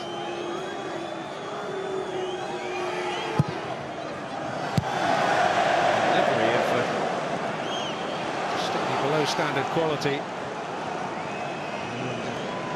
I suppose you also have to make allowances for tiredness taking its toll in that kind of situation. Sterling has looked as fresh as a daisy. Didn't just showed a touch too much, this time to Malacia, a new opponent.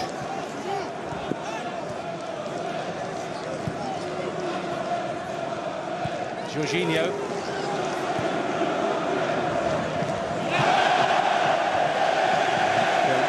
Kindly for Manchester United on a day when Havertz has not enjoyed great fortune, at least in front of goal.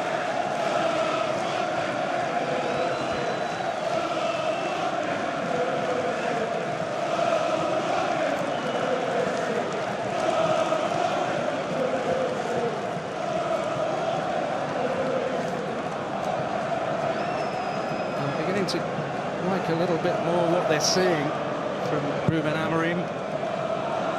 He's uttered some pretty stark sentences already in his time at the Manchester United helm, talking about potential of relegation battles.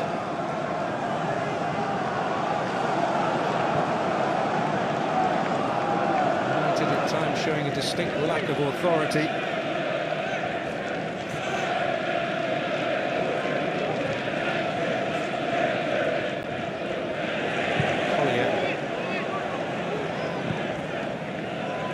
Challenge on Sterling and then coming out with it. Thijs de Ligt.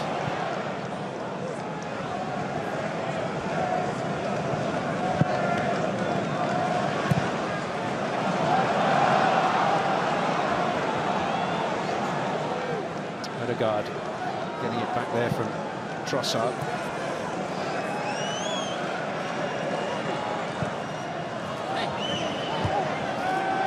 Martinez header not certain. It's not a bad cross again. It's maybe slightly too long, but there's no one in a white shirt attacking it. Too many Arsenal attackers just standing and watching the cross rather than anticipating the quality will be there. It's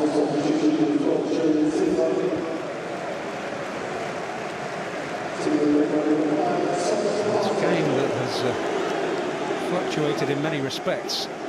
Thomas Partey entering the fray.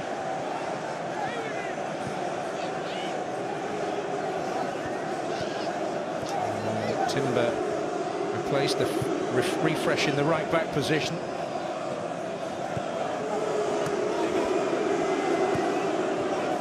Sterling. Oh, and potential here. Havertz! Oh!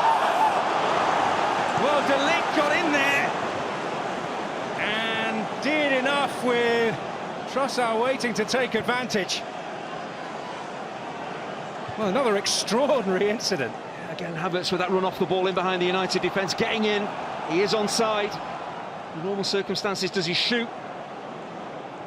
Playing that ball back across the goalkeeper probably is the right choice with the angle type, but De Ligt's defensive diligence there, and that's an extraordinary clearance.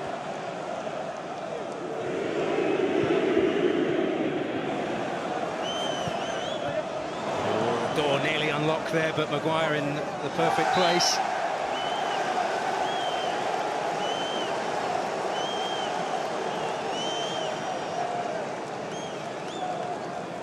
I just felt that the door was well and truly unlocked there. De Ligt saving the day, the one-man barricade.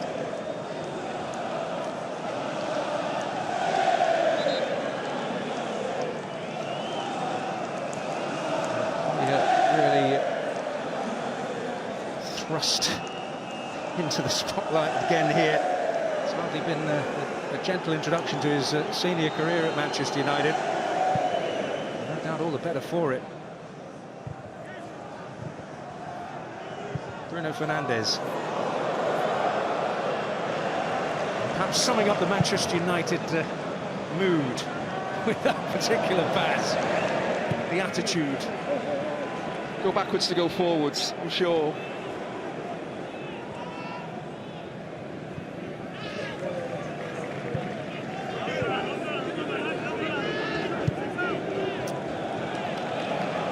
Extra refreshment available from the benches in extra time, we shouldn't forget. Many euro possibility.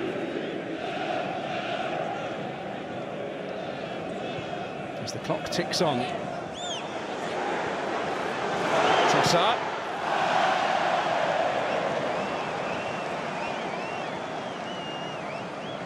Oh, it's an opportunity. United defenders all go to Sandro Martinez and give him some credit because he sprinted across the penalty area to put pressure on Trossard to make it a bit more difficult to get in his eye line. So United are going to need to put their bodies on the line.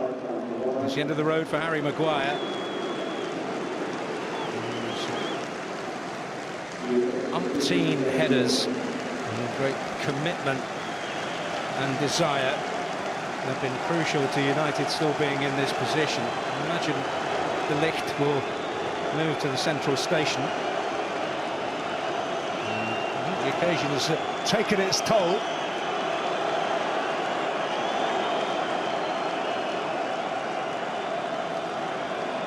The cynic would say that he's taking the sting out of proceedings with his rather less than urgent departure. And it's been really impressive, marshalled the back three particularly well. He just moved that back three around. Could that be a problem for United? The penalty award against him was a nonsense as well. A lot to thank him for Ruben Amorim and a club that are, in his words, are starving for leaders. They've certainly got one in Harry Maguire, whatever his ups and downs in recent years.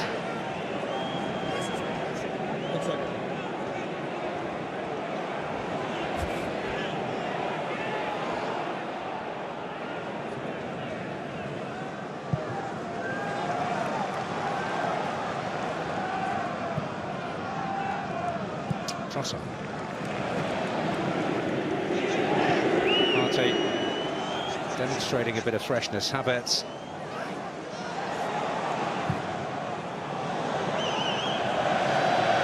Martinelli arriving last on the scene, but beyond even him. Arsenal just starting to look a bit tired in an attacking sense as well. United defensively are going to start to labour. To win the game, they just need that touch of attacking quality that's been lacking. It's been something of a trundle this first period of extra time after the F1 pace of that second half.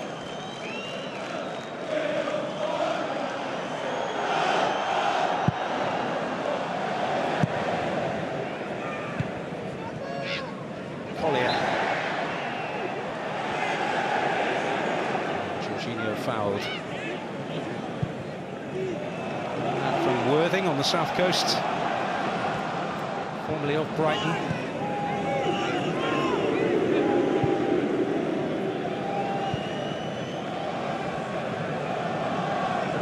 Sussex by the sea. Jorginho. Trossard. And now Martinelli.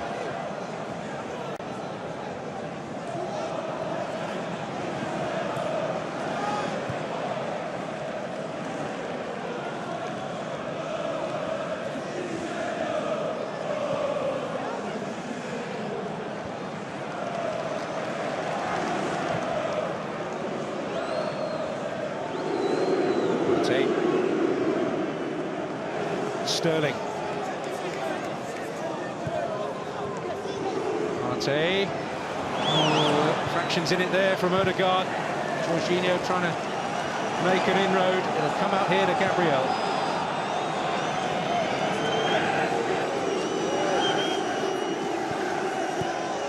Sterling.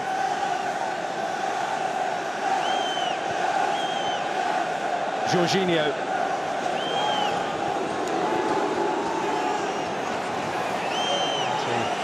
To Odegaard. He's had a change of boots since the 90-minute mark. Arte's cross, Rice's header, Altai's hands. And the halfway point in extra time is reached.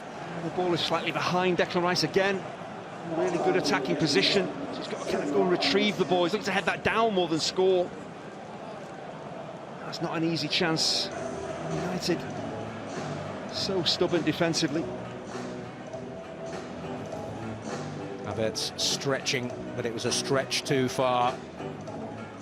And those wondering if an extra 30 minutes might be too much of a stretch for Manchester United, well, they're still wondering. A few more high points to come before he's finished. Of course, when Dalot was sent off, that forced United to play a certain way because they're a man light. But up to that point, 11 against 11, they were 1-0 up, brilliant counter-attacking goal. The story could have been so different, but Dalot again makes that decision to get off his feet. The whole complexion of the game changed.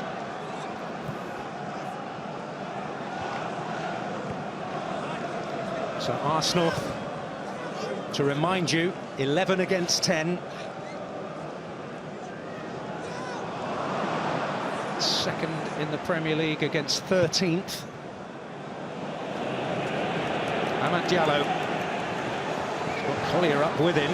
He's also got Zirkzee on the scene. Oh, and David Raya has to get down.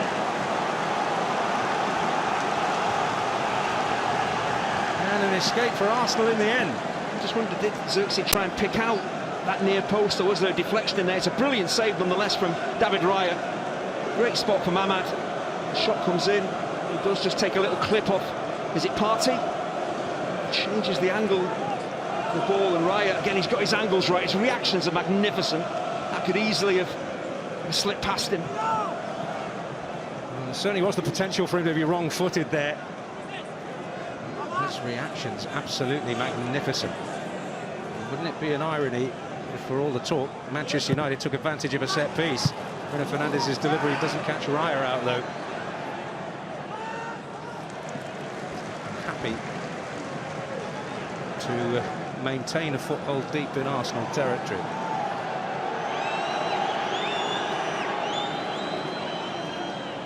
Well, he's been a spectator for much of the game, in all honesty. It just comes off the heel of the Arsenal defender, doesn't it? Just changes the direction of the ball, so that's down to the goalkeeper. His positioning, its reactions, stunning.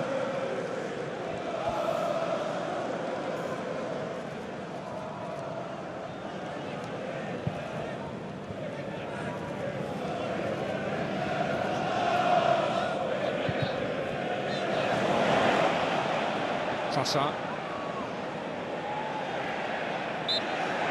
And take the pick from Mazraoui.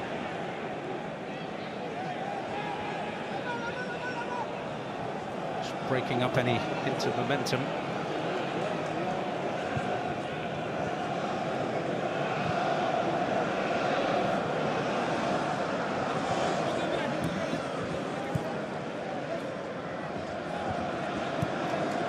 Ødegaard.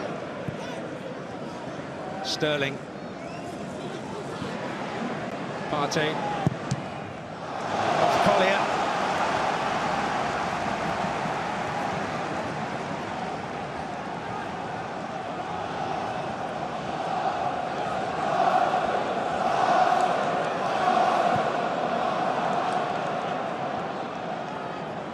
Ødegaard. Sterling. Going to be very clever indeed. That's catching practice for Partey. A header from Gabriel Martinelli.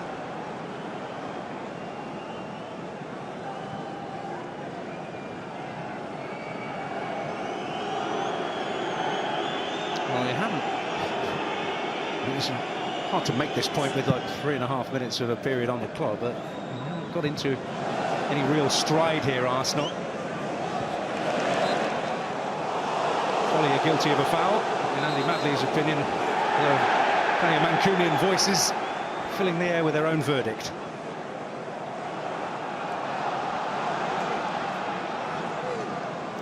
Saliba striding.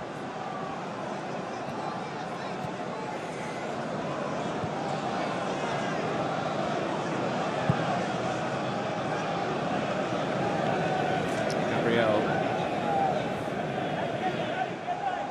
Jorginho. Now Sterling.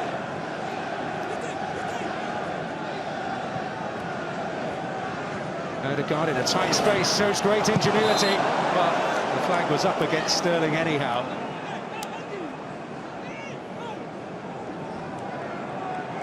Tight, congested. Probably where United want the game played. They're going to time those forward runs to perfection. That United defensive line is quite brilliant.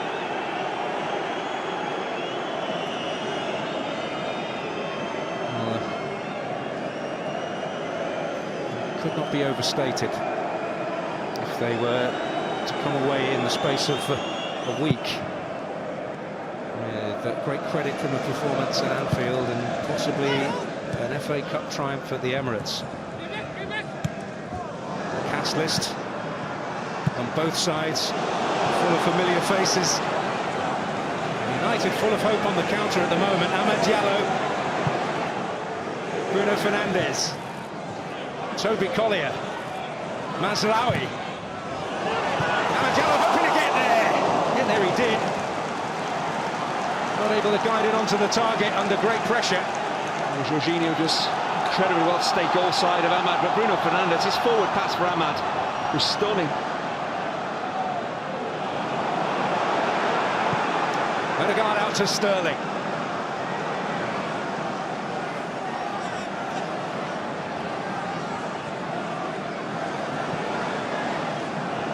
Ødegaard again. Partey. Trying to move into an offside position. Beyond Havertz. Extra time. And certainly the later moments in this time historically of full of magic. Remember the so-called 5-minute final, that was in the 90 minutes in '79. We've also had Ryan Giggs' moment of sorcery at Villa Park 26 years ago. The march of time, relentless. Why are you looking at me when you say that? Because I see what the ravages of it can do, I suppose.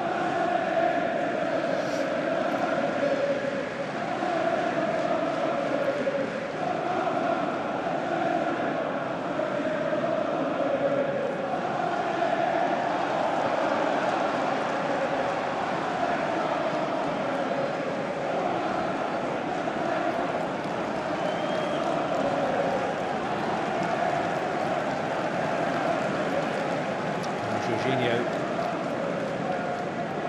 feeling the effects of his considerable efforts.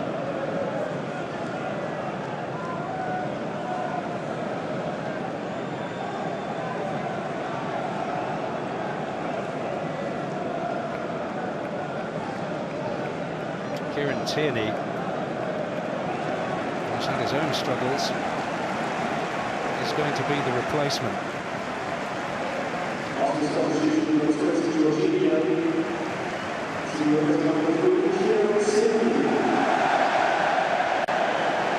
His introduction greeted with suitable acclaim. Jorginho's prowess at penalties maybe seriously missed.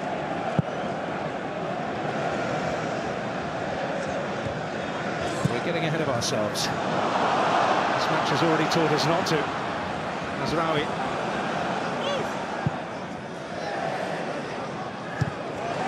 Sterling.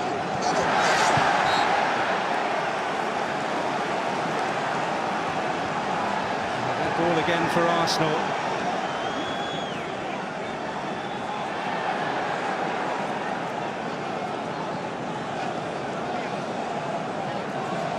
Bruno Fernandes says the referee didn't foul Raheem Sterling. Bruno, you did. Arsenal deciding not to toss it in there, and Sterling looking to open them up. No change out of Gracia. And there's a foul in there as well. To Saliba's deep frustration because he'd got a hold of it. That's good work from Malacia. Does the defensive basics ever so well. Stays on his feet, watches the ball, doesn't turn his body. It's really good defending.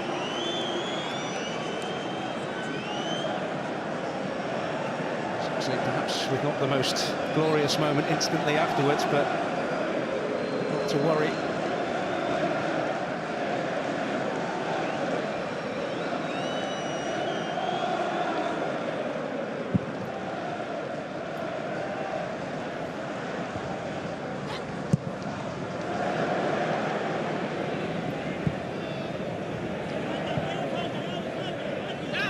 Certainly wasn't a moment for the purists, was it? Not sure what Bruno was thinking there. Just smashed the ball anywhere. I don't want this right now, probably. Partey. It is as far from me as is possible to do. Saliba. Rice.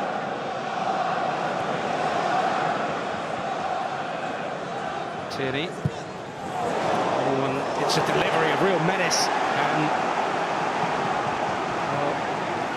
Garcia doing the sensible thing given the lack of information.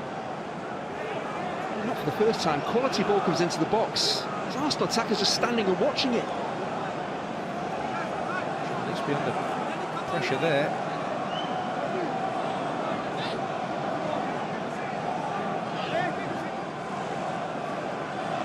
Havertz right in with goalkeeper Alta.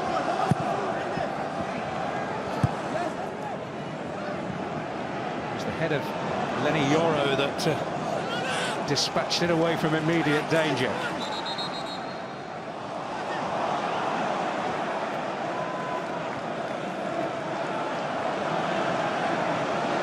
Sterling going at them again. Neither getting through nor drawing a costly challenge. He's done that on a number of occasions, drifting infield, driving infield, into traffic, into United defenders, and they're just massing around him. There's no space for him to operate in.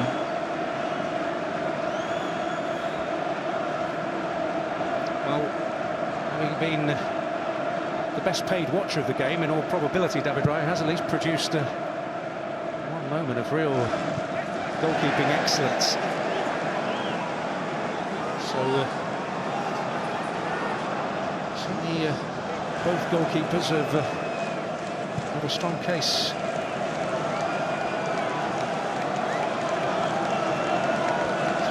To perhaps what will shortly be upon us.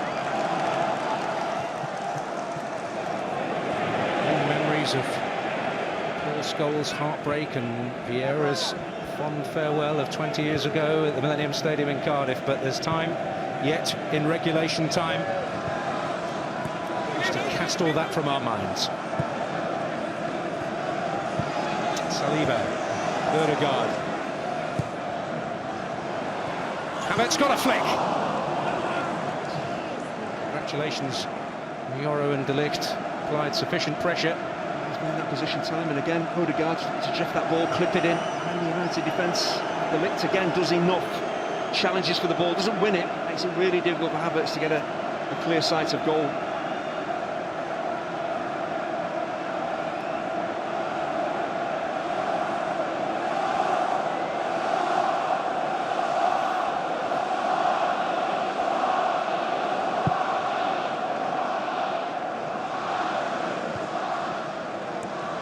Bruno Fernandes. Diallo is offside again.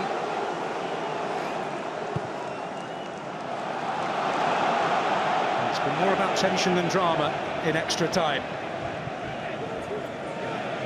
One mistake now, or one flash of quality, the decisive factor surely.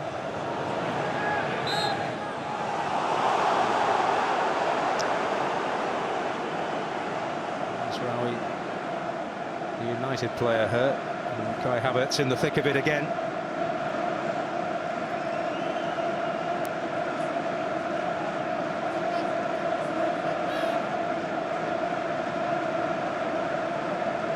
It's not an easy ball to defend, a dropping ball. Actually loses footing to Mazraoui, but the important thing is he gets to the ball first.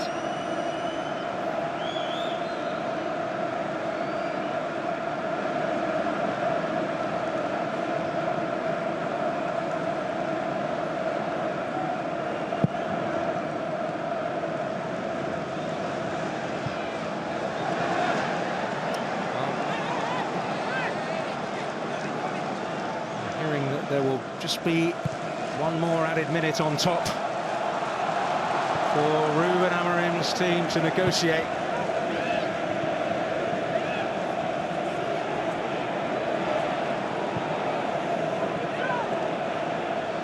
Just of mental strength as much as anything ahead. This is Odegaard, Thomas Partey, Sterling.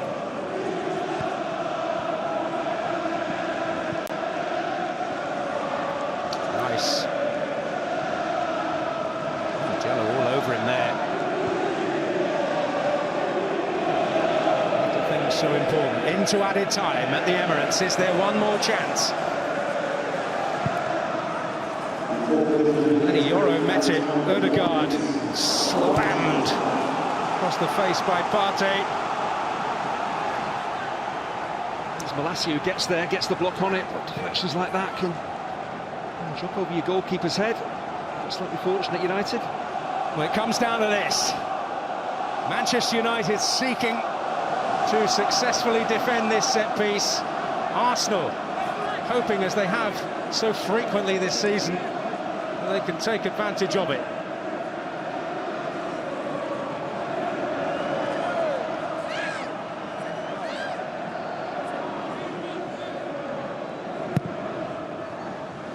Height on the delivery. Oh, a shout for hands, which Andy Madley is a long way from convinced by. And it's not away yet. Trossard just poking it, hopefully. Zirkzee away, Rice making it his.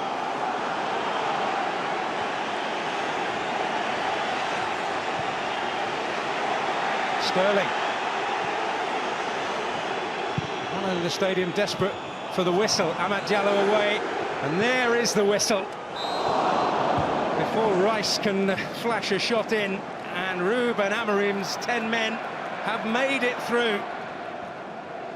They've made it through to a penalty competition when the odds seemed stacked against, and the deliberation now goes down to who will be on that crucial list of 5 that have the opportunity to decide an FA Cup tie that in the rich history of this fixture has lived up to the billing. Bruno Fernandes with a marvellous opening goal. Gabriel with a deflect.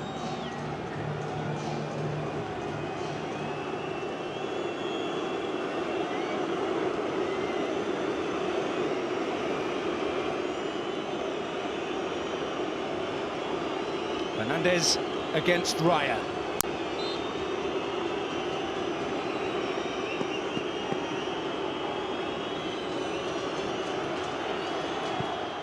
His job done, and from his perspective, let the chips fall where they may. He never really looked like missing David Raya. Made him well. and wait, adjusting his kit, putting down the turf. Bruno Fernandes just didn't panic. Unsurprisingly, sends the keeper the wrong way. Great penalty.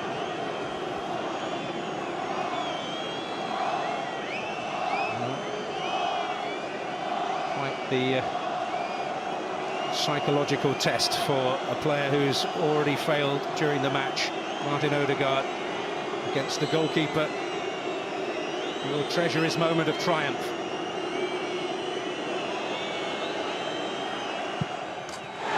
Well, redemption. And a rallying cry from the Arsenal captain.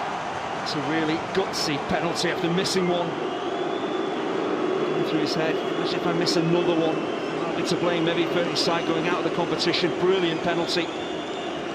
The other way from the one he took during the game. Keeper going the wrong way. I think he's even going to save that if he goes the right way, Altay.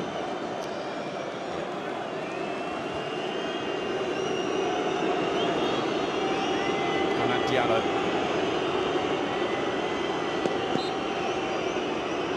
Body language very suggestive. But he does the job. And United keep that advantage.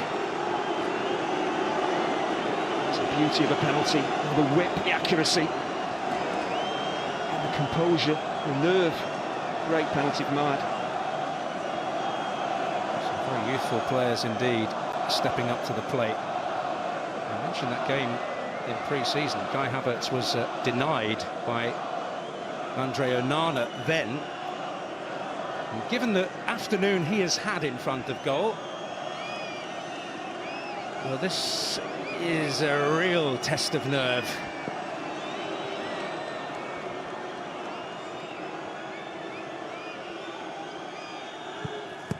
Oh, you saw it coming. You saw it coming. Kai Havertz has had one of those days, and he has failed again from the penalty spot. He's had one of those weeks. It's great chances against Newcastle in the Carabao Cup. Great opportunities during the game to win it for Arsenal. Just looks a nervy penalty. It's not a great penalty.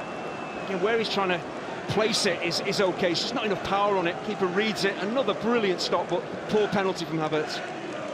Altay's name etched perhaps into the headlines. His contribution has been a weighty one, whatever.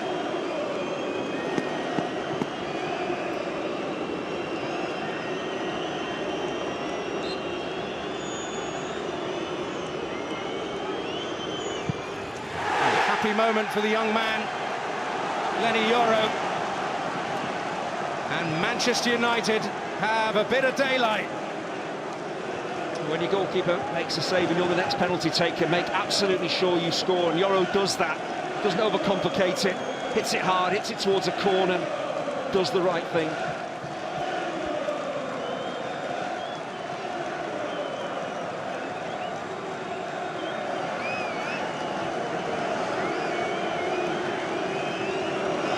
Declan Rice facing a man who's had the upper hand in their battles during the game, quite literally.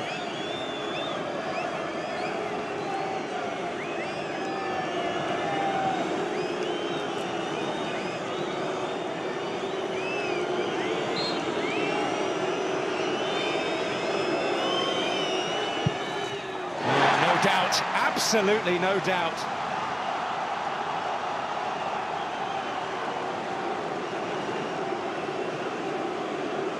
Job done. Great power, great accuracy, side netting. It had to be that perfect because the goalkeeper had gone the right way. Pace just beat him.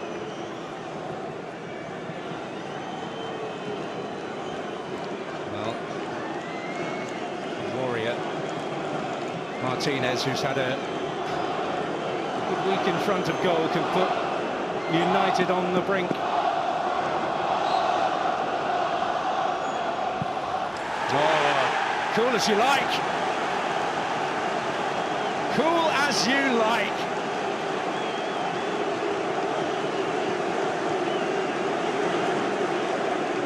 Just wonder here, does Ryan go a little bit too early? I think he does, the goalkeeper. He actually delays Martinez. The goalkeeper's already made his move, and got the bulk of the goal just to stroke the ball into. And a moment of meaning for Martinez, and meaning in the shootout, because the next Arsenal taker has to score. Thomas Partey has that weighty responsibility.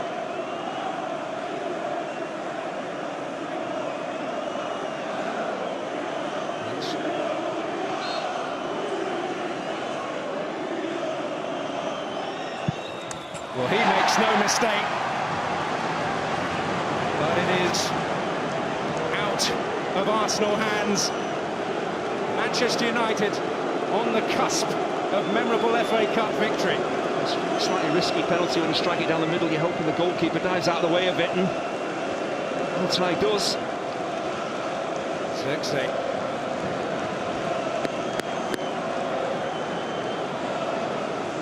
Moment in the spotlight for a player who's had a fitful start to his Manchester United career.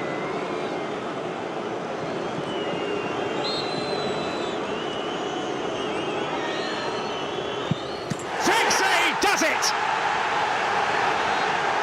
And Manchester United, against the odds, have produced a memorable FA Cup victory here in North London.